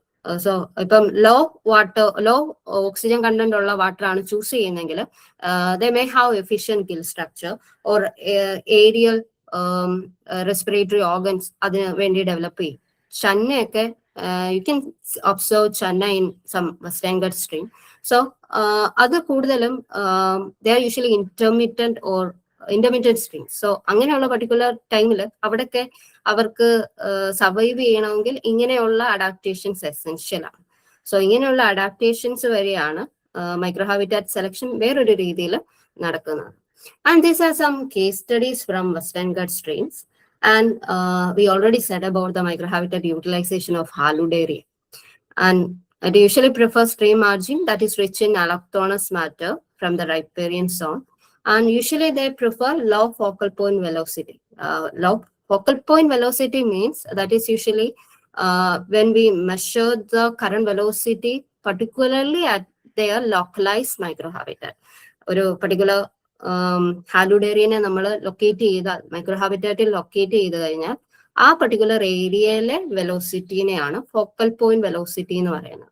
അത് കൂടുതലും അധികം സ്പീഡ് ഇല്ലാത്ത ഫോക്കൽ പോയിന്റ് വെലോസിറ്റി വളരെ കുറവുള്ള ഏരിയാസ് ആണ് മൈക്രോ ഹാബിറ്റാറ്റ് ആയിട്ട് ഹാലുഡേറിയ ചൂസ് ചെയ്യുന്നത്. പിന്നെ കൂടുതലും കുറച്ച് സാൻഡ്, സിൽറ്റ് ഒക്കെ ഉള്ള ഏരിയാസ് ആണ് ഇവർക്ക് കൂടുതൽ ഇഷ്ടം. പിന്നെ ഞാൻ ഓൾറെഡി പറഞ്ഞു യൂഷ്വലി സീൻ ഇൻ ഷോൾ, കുറച്ച് ഗ്രൂപ്പായിട്ടാണ് ഇവരെ മൈക്രോ ഹാബിറ്റാറ്റുകളിൽ നമുക്ക് മെയിൻ ആയിട്ട് കാണാൻ പറ്റുക. Next is microhabitat utilization of Borrelius, and usually they prefer substrate with high percentage of cobble and rubble and bedrock. and their focal point velocity is usually from 0.4 to 1.98 meter per second, and they usually prefer pool unit and a wide range of swimming adaptation കാണിക്കുന്ന ഈ manoeuvrability ഒക്കെ കാണിക്കുന്ന ഒരു species ആണ് Barilius. And also they exhibit both herbivory and carnivorous behaviour in the stream. And in the photograph given below, a picture, you can see cardinal shrimps there. ചില Western ഗട്ട്സിൽ നിങ്ങൾക്ക് കാണാൻ പറ്റുന്നതാണ് ഈ കാർഡിനൽ ഷ്രിംപ് എന്ന് പറയുന്നത്. The tiny creatures that is usually feed by the Barilius species. അവരുടെ ഒരു മെയിൻ പ്രേ ഐറ്റം ആണ് കാർഡിനൽ ഷ്രിംപ് എന്ന് പറയുന്നത്. And that is an essential component of aquatic food chain in the western gut. And another one is Garamulaya. We already said about the microhabitat utilization of Garamulaya. Mainly, they are dominated by areas with cobble and rubble substrate, and they usually prefer areas with high current velocity. And focal point elevation is usually 0 to 6. Mostly, they seem clinched to the rocky substrate. So, mostly it is 0. And the focal point elevation. And they feed on algal vegetation. ഞാൻ പറഞ്ഞായിരുന്നു ഈ റോക്കിന്റെ മുകളിൽ alga growth ഉണ്ടാകും, അതിനെ feed ചെയ്ത് ജീവിക്കുന്ന ആളാണ് Garra എന്ന് പറയുന്നത്. And also they prefer areas with ഡെബ്രിസും ഫീഡ് ചെയ്യുന്ന കാണാറുണ്ട്. സോ അങ്ങനെ പ്രിഫർ ചെയ്യുന്ന ഒരു ഫിഷാണ് Garra mullya. So these kind of micro habitat ആണ് ഗാരാമുളയ ചൂസ് ചെയ്യുന്നത്. Next one is Hypselobarbus. ഞാൻ മുമ്പേ പറഞ്ഞായിരുന്നു current velocity is a factor in the selection of microhabitat. So, Hypselobarbus കൂടുതലും ലോ കറന്റ് വെലോസിറ്റി ഉള്ള മൈക്രോ ഹാബിറ്റാറ്റുകൾ ചൂസ് ചെയ്യുന്നതാണ്, usually on the confluence of main river channel. പൊതുവെ അങ്ങനെ ഒരു ഇൻട്രസ്റ്റ് ഉള്ള ഫിഷാണ് ഇപ്സലോബാബസ് എന്ന് പറയുന്നത്. And it is usually prefer micro habitat with heterogeneous substrate composition. നിങ്ങൾക്ക് അവിടെ തന്നെ കാണാം there are bedrocks, cobble, rubble, sand, silt and other debris. So ഒരു heterogeneous substrate composition ഉള്ള microhabitat ആണ് ഈ പറയുന്ന ഇപ്സലോബാബസ് ചൂസ് ചെയ്യുന്നത്. Next is microhabitat utilization of cyprinid feature. Cyprinid is usually a generalist species. They usually prefer wider range of focal point velocity and focal point elevation. ഇവർക്ക് കൂടുതലും കുറച്ച് ഏറെ focal point velocity കാണും. ചിലപ്പോൾ ഒരുപാട് ഹയറിൽ കാണാറില്ല, എന്നാലും കുറച്ചൊരു മിഡ് റേഞ്ചിലുള്ള കറന്റ് വെലോസിറ്റി ഉള്ളിടത്ത് തൊട്ട് ലോ റേഞ്ചിലുള്ളിടത്ത് വരെ ഇവരെ നമുക്ക് കാണാൻ പറ്റും. ആൻഡ് ഡൈവേഴ്സ് സബ്സ്ട്രേറ്റ് ഇവർ ചൂസ് ചെയ്യും. പിന്നെ റാസ്ബെറി ആണ് വേറൊരു സിപ്രിനിഡ് ഫിഷ് എന്ന് പറയുന്നത്. അത് കൂടുതലും സാൻഡ് ഒക്കെ കൂടുതലുള്ള മൈക്രോഹാബിറ്റാറ്റ് ആണ് പ്രിഫർ ചെയ്യുന്നത്. ഡോക്കിൻസിയ, ദറ്റ് ഈസ് ദ കോമൺ നമ്മൾ നാട്ടിൽ പറയുന്ന പൂവാലിപ്പഴലാണ്. അതും ലാർജ് നമ്പർ ഓഫ് മൈക്രോഹാബിറ്റാറ്റ് വേരിയേഷൻ കാണിക്കും. ജനറലിസ്റ്റ് ആണ്, പല സബ്സ്ട്രേറ്റ് ടൈപ്പുകളും പല ഫോക്കൽ പോയിന്റ് വെലോസിറ്റിയും ചൂസ് ചെയ്യുന്ന, അങ്ങനെയുള്ള മൈക്രോഹാബിറ്റാറ്റുകൾ ചൂസ് ചെയ്യുന്ന ഒരു ഫിഷാണ് ഡോക്കിൻസിയ ഫിലമെന്റോസ എന്ന് പറയുന്നത്, നമ്മുടെ പരൽ. പിന്നെ ഉള്ളത് മാസ്റ്റാസെമ്പല സ്പീഷീസ് ആണ്. ദാറ്റ് ഈസ് ദ കോമൺ കല്ലാരൻ എന്നൊക്കെ പറയുന്ന ഒരു ഫിഷാണ്. ഇത് വെസ്റ്റേൺ ഗൾഫ് സ്ട്രീമിൽ കാണാറുണ്ട്. And they usually prefer microhabitat with cobble and rubble, boulder, and also prefer the low quantities of sandy substrata.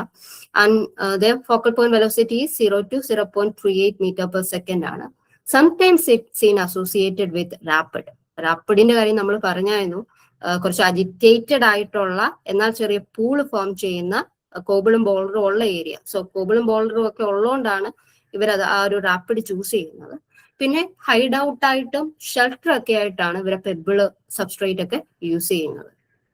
So easy ആയിട്ട് ബാക്കിയുള്ള പ്രെഡേറ്ററിൽ നിന്ന് പ്രൊട്ടക്റ്റഡ് ആയിട്ട് ഇരിക്കാൻ ഹെൽപ്പ് ചെയ്യുന്നതാണ് ഇങ്ങനെയുള്ള മൈക്രോഹാബിറ്റാറ്റ് എന്ന് പറയുന്നത്. And this is a video of മാസ്റ്റാസെമ്പലസ്.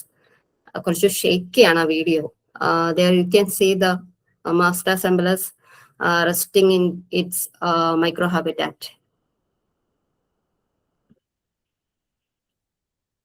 Okay, the next is microhabitat utilization of the catfish community. So there you can see many species of mistus. Mistus ഉണ്ട്. അവര് ഞാൻ ഓൾറെഡി പറഞ്ഞു ഈ catfish community usually chose deep pool sections. The misters also show preference for deep pools with a wide range of substrate categories. Batasio is usually an endemic species that is more restricted to the streams of Pamba, the higher highland that is usually seen in higher elevation. Batasio, അത് വളരെ ചെറിയൊരു കൂരി ഒരു catfish ഗ്രൂപ്പാണ് ബറ്റാസിയോ എന്ന് പറയുന്നത്. So that is usually characterized by their microhabitat is usually characterized by low current velocity. കൂടുതലും sand ഒക്കെ കൂടുതൽ വരുന്ന പർട്ടിക്കുലർ മൈക്രോഹാബിറ്റാറ്റുകളാണ് അവർ ചൂസ് ചെയ്യുന്നത്. ഈ ഡെബ്രിസിന്റെ ഇടയ്ക്ക് ആ പർട്ടിക്കുലർ മൈക്രോഹാബിറ്റാറ്റിൽ ബെന്തിക് മാക്രോ ഇൻവേർട്ടിബ്രേറ്റ് ഒക്കെ ഉണ്ടായിരിക്കും. സോ അതിനെ ഫീഡ് ചെയ്ത് ജീവിക്കുന്ന ഒരു catfish ആണ് ബറ്റാസിയോ ട്രാവൻകൂറിയ എന്ന് പറയുന്നത്. And next, what are the human impact on this stream habitat, especially stream microhabitat? One thing is agriculture. We already know in higher elevation, some western streams are flows through the domesticated area. So agriculture is a main practice there. There you can say rubber plantation, farmland, and so the fertilizers using there reaches the streamil എത്താറുണ്ട്, അതങ്ങനെ effect ചെയ്യാറുണ്ട്. And it lead to eutrophication in Western Ghats stream. And another feature is another thing is hydrologic modification. Hydrologic modification എന്ന് പറയുമ്പോൾ normal ഒരു സ്ട്രീമിന് ഒരു വെലോസിറ്റിയും അതിൻ്റെതായിട്ടുള്ള ഫീച്ചേഴ്സും ഒക്കെ ഉണ്ടല്ലോ. സോ ആ ഒരു റണ്ണിനെയും ആ ഒരു ഫ്ലോനെ അതിന്റെ മാഗ്നിറ്റ്യൂഡ് ഒക്കെ മാറുന്ന ഒരു അവസ്ഥേനെയാണ് ഹൈഡ്രോളജിക് മോഡിഫിക്കേഷൻ എന്ന് പറയുന്നത്. അതിന്റെ ഒരു പാറ്റേൺ ഒക്കെ മാറും. സോ അത് മെയിൻലി കോസ് ചെയ്യുന്നത് it is usually associated with the development like channelisation, damming ഒക്കെ വരുമ്പോൾ അറിയാലോ കുറെ areas it will usually effect the stream continue. കുറെ ഏരിയാസ് സ്റ്റാഗ്നന്റ് വാട്ടർ ആവും, കുറെ ഏരിയാസ് വെള്ളം ഒഴുകുന്ന ഏരിയ ആവും. സോ അങ്ങനെയുള്ള ഹാബിറ്റാറ്റ് മോഡിഫിക്കേഷൻസ് ഉണ്ടാകാറുണ്ട്. And of road construction, we can see of road construction in Western Ghat stream. ഈ സ്ട്രീമിന്റെ കുറുകെ റോഡ് അല്ലെങ്കിലും ആ പർട്ടിക്കുലർ ഏരിയയിലെ കോബിൾ, റൂബിൾ, ബെഡ്റോക്ക് ഒക്കെ മാറ്റിക്കൊണ്ട് അകത്തോടെ ഓഫ് റോഡുകൾ ക്രിയേറ്റ് ചെയ്യാറുണ്ട്. സോ അങ്ങനെയുള്ള ഏരിയ ആണെങ്കിലും ഞാൻ മുമ്പ് പറഞ്ഞ പോലെ ചില മൈക്രോഹാബിറ്റാറ്റ് ഫിഷസിന്റെ മൈക്രോഹാബിറ്റാറ്റ് ആണ് ഈ പറയുന്ന കോബിൾ, റൂബിളൊക്കെ. സോ അങ്ങനെയുള്ള കൺസ്ട്രക്ഷൻസ് വരുമ്പം normally it will alter the habitat morphology there, മൊത്തത്തിൽ മാറ്റിക്കളയും. പിന്നെ sedimentation, ചിലതിനൊക്കെ they prefer rocky substrate. Some fishes prefer rocky substrate. അവിടേക്ക് സെഡിമെന്റേഷൻ വരുമ്പോൾ അവർക്ക് അവിടെ ഒന്ന് മാറേണ്ടി വരും. അങ്ങനെയുള്ള പ്രോബ്ലംസ് ഉണ്ടാകാറുണ്ട്. Changes in riparian zone is also we can see in Western Ghats stream that usually involve forest clear cut and canopy cover removal, etc. And nature-based tourism, that is another problem we can see in the Western Ghats stream, like trekking, wildlife sporting. ഇവരുന്ന ടൂറിസ്റ്റുകൾ ഇതൊന്നും ശ്രദ്ധിക്കത്തില്ലായിരിക്കും. So ഇവര് release ചെയ്യുന്ന ചിലപ്പോൾ food വേസ്റ്റോ അല്ലെങ്കിൽ പ്ലാസ്റ്റിക്കോ എല്ലാം വന്നിട്ട് ചെറിയ problems create ചെയ്യാറുണ്ട്. പിന്നെ പിൽഗ്രിമേജ് ഈസ് അനദർ ഫാക്ടർ. അപ്പം ഞാൻ my research area was near to Sabarimala, Pamba ആ സൈഡായിരുന്നു പോയിരുന്നത്. അപ്പം പിൽഗ്രിമേജ് ഒരു ഇഷ്യൂ ആയിട്ട് തോന്നിയിട്ടുണ്ട്. And they abandon many things. അവരുടെ പല സ്ഥലങ്ങളും അവിടെ സാധനങ്ങളും ഒക്കെ അവിടെ കൊണ്ടുവന്ന് കളഞ്ഞിട്ട് കുറെ വേസ്റ്റ് അടിയെന്ന് അറിയാലോ. സോ അങ്ങനെ വരുമ്പം ഹാബിറ്റാറ്റിനെ അത് എഫക്ട് ചെയ്യാറുണ്ട്. And also bathing, washing activities and all those things usually alter the habitat. And also there are other activities like traditional fishing by tribal community. They sometimes use poison to catch the fish. And there is another thing. They remove the ഈ പറഞ്ഞ substrate, rouble, cobble ഒക്കെ ഇവര് remove ചെയ്യാറുണ്ട്. Remove ചെയ്തിട്ട് full ഇവര് ഫിഷിനെ പിടിക്കാൻ വേണ്ടിയിട്ട് ഇറങ്ങും. So that usually alter the habitat. അങ്ങനെ മൊത്തത്തിലൊരു മാറ്റം ഉണ്ടാകും. സോ അങ്ങനെയുള്ള പ്രോബ്ലംസ് ഒക്കെ കാണാറുണ്ട്. And in domesticated area that particular stream is also used for irrigation. പിന്നെ അവരുടെ വീട്ടിൽ നിന്ന് വരുന്ന വേസ്റ്റും എല്ലാം ഇവിടേക്ക് തന്നെ ആയിരിക്കും തള്ളുന്നത്. So there are many problems that is usually created by human beings. And what are the conservation implications? So we can see that habitat diversity usually furnish the fish diversity in Western Ghats. So we should preserve, restore, and manage the microhabitat units in Western Ghats Stream. So അതിന് നമുക്ക് എന്ത് ചെയ്യാൻ പറ്റുമെന്ന് ചോദിച്ചു കഴിഞ്ഞാൽ we should protect the riparian vegetation and പല ഏരിയകളിലും ഈ പറയുന്ന പോലെ റൈപ്പേറിയൻ സോൺസ് ക്ലിയർ കട്ട് ചെയ്യാറുണ്ട്. അങ്ങനത്തെ ഉള്ള ആക്ടിവിറ്റീസ് നടക്കാറുണ്ട്. സോ അങ്ങനെയുള്ള ഏരിയാസ് ചൂസ് ചെയ്ത് അവിടെ സ്ട്രീം റീസ്റ്റോറേഷൻ നടത്തുന്നത് നന്നായിരിക്കും. ചില ഏരിയാസിലൊക്കെ അങ്ങനെ കാണാറുണ്ട്. പിന്നെ and also we should monitor the endemic species ദയോ. അങ്ങനെ നോക്കിക്കഴിഞ്ഞാൽ എന്തെങ്കിലും ചേഞ്ചസ് വന്നു കഴിഞ്ഞാലൊക്കെ നമുക്കത് ഒന്ന് അഡ്ജസ്റ്റ് ചെയ്ത് പോകാൻ പറ്റും. എന്താണ് പ്രോബ്ലം എന്നൊക്കെ നോക്കിയിട്ട്. And also we should ensure the community participation. ആൾക്കാർക്ക് കുറച്ച് അവയർനെസ് ഒക്കെ കൊടുത്തിട്ട് ഇതിന്റെ പ്രോപ്പർ പ്രിസർവേഷൻ, മൈക്രോ ഹാബിറ്റാറ്റ് ആ ഒരു ലെവലിൽ പ്രിസർവ് ചെയ്തിട്ട് എൻ്റെ ഫിഷ് കമ്മ്യൂണിറ്റീനെ അതിന്റെ കൺസർവേഷന് വേണ്ടിയിട്ട് it is possible. Usually it is possible. അങ്ങനെയൊക്കെ നമുക്ക് ചെയ്യാൻ പറ്റും. സോ ഹെൽത്തി ഹാബിറ്റാറ്റ് എന്ന് പറയുന്നതാണ് is a basic thing of an healthy stream that usually promote high fish diversity in the Western Ghat stream. ഇനി നമുക്ക് ഫ്യൂച്ചർ ഡയറക്ഷൻസ് എന്താന്നൊക്കെ ചോദിച്ചു കഴിഞ്ഞാൽ okay, there are many technologies available now. ഒരുപാട് ടെക്നോളജീസ് ഉണ്ട്. Like EDNA. നമ്മൾ ഡയറക്റ്റ് പോയിട്ട് habitat ഒന്നും ഫുള്ളി ചിലപ്പോൾ എക്സ്പ്ലോർ ചെയ്യാൻ പറ്റത്തില്ലായിരിക്കും. Many of the streams are in dense forest. So അങ്ങനത്തെ കുറെ പ്രോബ്ലംസ് വരുമ്പോൾ we can opt EDNA. The organisms usually dispose their mucus and gills and other things in water. So അങ്ങനെ അത് ആ ഒരു കണ്ടന്റ് എന്തായാലും വാട്ടറിൽ കാണും. അങ്ങനെ വാട്ടർ എടുത്തു കഴിഞ്ഞിട്ട് നോക്കിക്കഴിഞ്ഞാൽ EDNA വെച്ചിട്ട് വേണമെങ്കിൽ ഫിഷസ് ഏതൊക്കെയാണ് അവിടെ ഉള്ളത് അതിനെ കുറിച്ചിട്ടൊക്കെയുള്ള ഒരു ഐഡിയ കിട്ടും. And also we can go for habitat mapping. ഇപ്പൊ ഒരു ഡെവലപ്മെന്റൽ പർപ്പസ്, ഒരു ഡെവലപ്മെന്റൽ ആക്ടിവിറ്റി ഒക്കെ വെസ്റ്റേൺ ഗട്ടിൽ വരികയാണെങ്കിൽ നമുക്ക് ഇങ്ങനെയുള്ള ഹാബിറ്റാറ്റ് മാപ്പിംഗ് വെച്ചിട്ട് അതെങ്ങനെ എഫക്ട് ചെയ്യും എന്നൊക്കെ മെയിനായിട്ട് അറിയാൻ പറ്റും. And also it is critical for protecting the biodiversity reach western Ghat streams. അല്ലെങ്കിൽ ഈ പറയുന്ന ഇക്തിയോഫോണ കമ്മ്യൂണിറ്റീനെ കൺസേർവ് ചെയ്യാനുള്ള ഒരു രീതിയാണ് ഈ പറയുന്ന കുറെ കാര്യങ്ങൾ നമ്മൾ ചെയ്യുകയാണെങ്കിൽ ഹാബിറ്റാറ്റ് പ്രൊട്ടക്ഷൻ നടത്തിക്കൊണ്ട് തന്നെ. So thank you. Here my presentation comes to an end. Okay, I'm going to stop the sharing. Thank you so much, ma'am. Now we can move on to the Q&A session. I would like you to either raise your hands, unmute your mic, or just drop your questions in the chat box. Sajeev sir. Yeah, good evening. Am I audible? Yes, sir. Yes, You are sir. audible. Thank you, Ruby, for that interesting presentation on microhabitats. Okay, There's a thanks. lot of new information for me, so thank you very much. Okay. I have two concerns. Okay. One is for the larger landscape called Western Ghats. For the conservation, there had been a report tabled in 2011, which is called the Western Ghat Ecology Expert Panel Report, Okay. which was followed by another report, which is called as the High Power Report. And then thirdly, for Kerala part only, there had been a third report, which is now called as the Women v Women Report. Okay.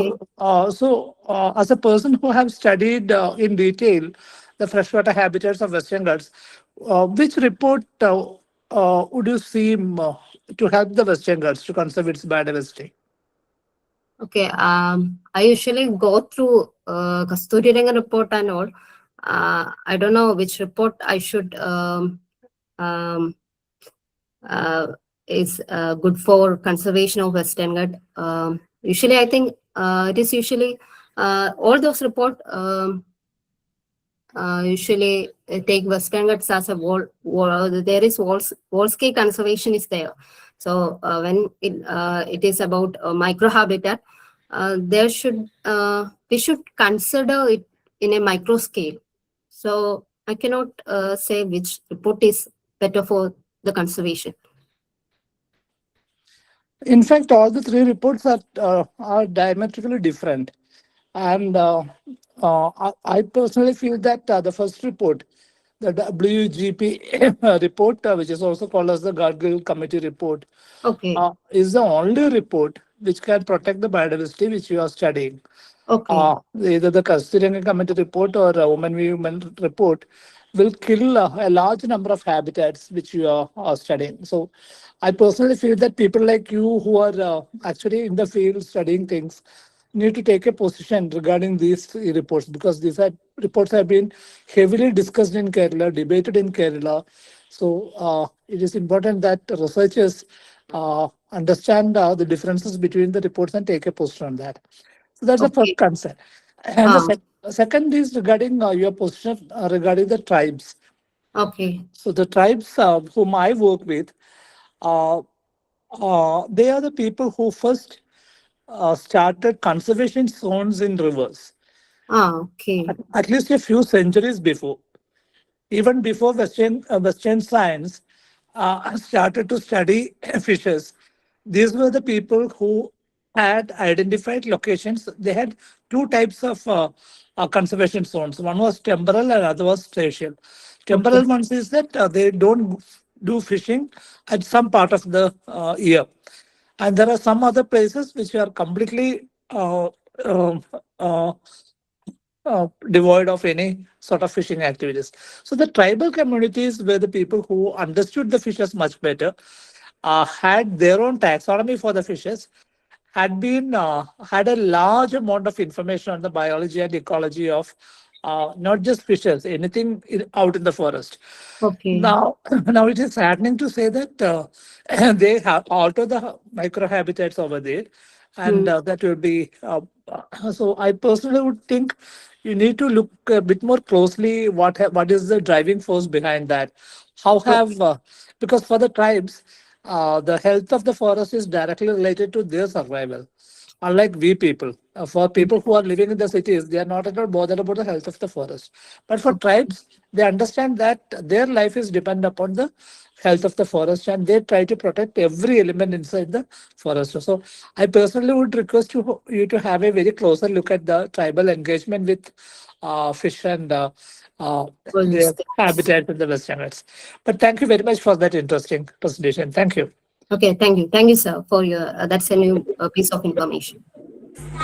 Thank you, sir. Anuj, sir, can we have you? Yeah, yeah. Hi, Dr. Ruby. Hi. Hi, sir. It's a very good presentation. Okay. I Thank really enjoyed listening it. My name is Anuj. I work with the Kerala Agriculture University from Trivandrum. Okay. So I basically work with insects, basically Ah, flies and bit of ordinates. okay. So my question is something related to your microhabitat classification and kind of thing. So while working with some of the ordinates, I have always seen when you look at the, at least in some genera, you have these differences which you notice between the above and below the Palakkad gaps. Okay, Okay. so of course that is very evident in many species. Okay, Okay. my question is, see, if you look at the uh, rainfall pattern, the model down south of Kerala, we have what is called as a bi-model. I mean, we get the bit of northeast monsoon and the southwest monsoon in full fledged, but in the north you get the southwest monsoon at its fullest. Generally, it is our meteorological data says that like that. So this distribution differences in rain pattern, no, Okay. is whether it will affect the endemicity or the species. This thing. I mean, yeah. As per your model organism is species. No, I mean, what is your experience with that? This Uh, will. okay. Okay, there is climate change usually, or the monsoon pattern usually influences the microhabitat of fishes there. And Yeah. I observe that in some month with heavy precipitation, it is associated with heavy current flow. So it Okay. usually Okay. remove. I already said that bedrock is usually a microhabitat, and sometimes it is with a thin layer of alluvial matter, and Yeah. string is usually heterogeneous one, and in some places we can see the microhabitat is full of sand particle. So when there is a heavy current flow, and it usually changes the entire microhabitat. So and also there is a shift in the microhabitat of fishes. And in the case, Gara may be associated with some bedrock in a particular area. Now, after monsoon, after the removal of the entire sat from another microhabitat area, the Gara will move from their own microhabitat to the new place. But Okay. the particular stream also shows some resilient Yeah. nature. So But have you observed the differences in south and north, southern part of Kerala? I mean, Kollam, Trivandrum. When you compare with the Malabar area like Wayanad, Kasaragod, when you compare with the torrential waters, I mean the flow, especially during the rains, do you get that species composition difference when you compare the down south where we also get the northwest monsoon, but a bit of northwest monsoon, but there we don't get that monsoon in the north. So Okay.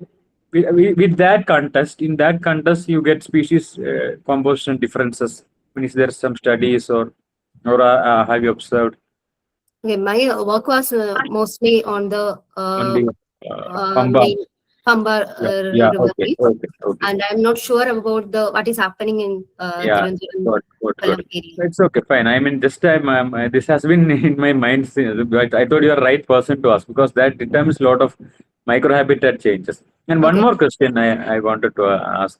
See, we have Meristica swamps Yes, in our forest.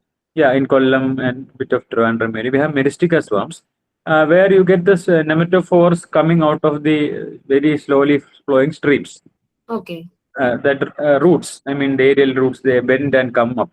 Okay. So that will come in what kind of habitat in which you are telling? No? I mean, you had been classifying it. No, is that will it fall in any of those habitats you were telling? You told many habitats, no, quite. But I couldn't fit it into any of those habitats. I mean, Okay.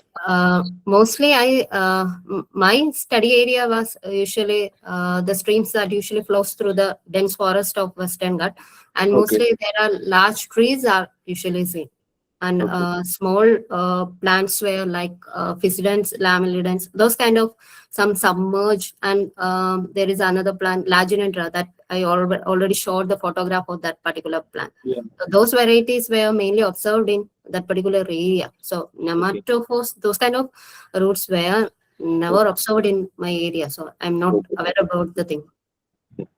Fine.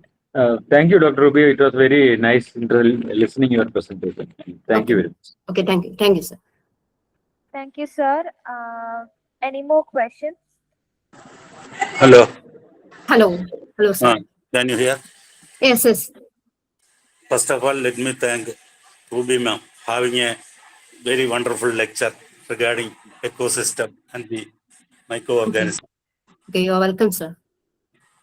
And my question is, I had a chance to visit in Palghar district, Attapadi. Okay. There is the river Favani is flowing somewhere Okay. near the vicinity of the Western Ghats, I think. It is reaching to the Kaveri river basin.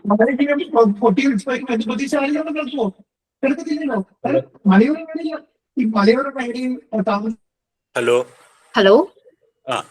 Several reasons are attributed for the disappearance of several fish species. One of them is the heavy construction across the river. Then Yes. waste deposits. Then another one is the not eco-friendly tourism. These are all attributed as the disappearance, causing disappearance of several fish species. Okay, that's right. Again, you have told that the wood debris, these are habitat of the several Fishes. in the riparian. I think it is in the riparian ecosystem. Yes. Maybe. Of course. That woody debris is usually provided by the riparian ecosystem. Yeah. Then what are the remedies available? This only you are highlighting the causes. Yes. Usually, these woody debris and all those construction material, to some extent, it function as microhabitat.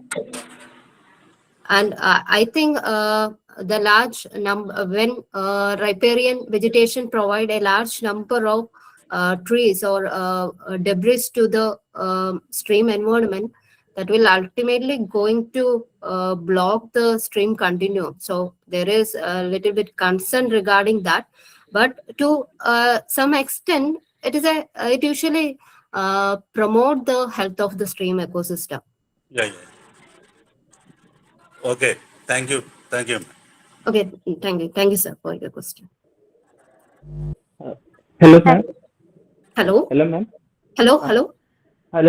എനിക്ക് കുറച്ച് questions ഉണ്ടായിരുന്നു. ചോദിച്ചോളൂ.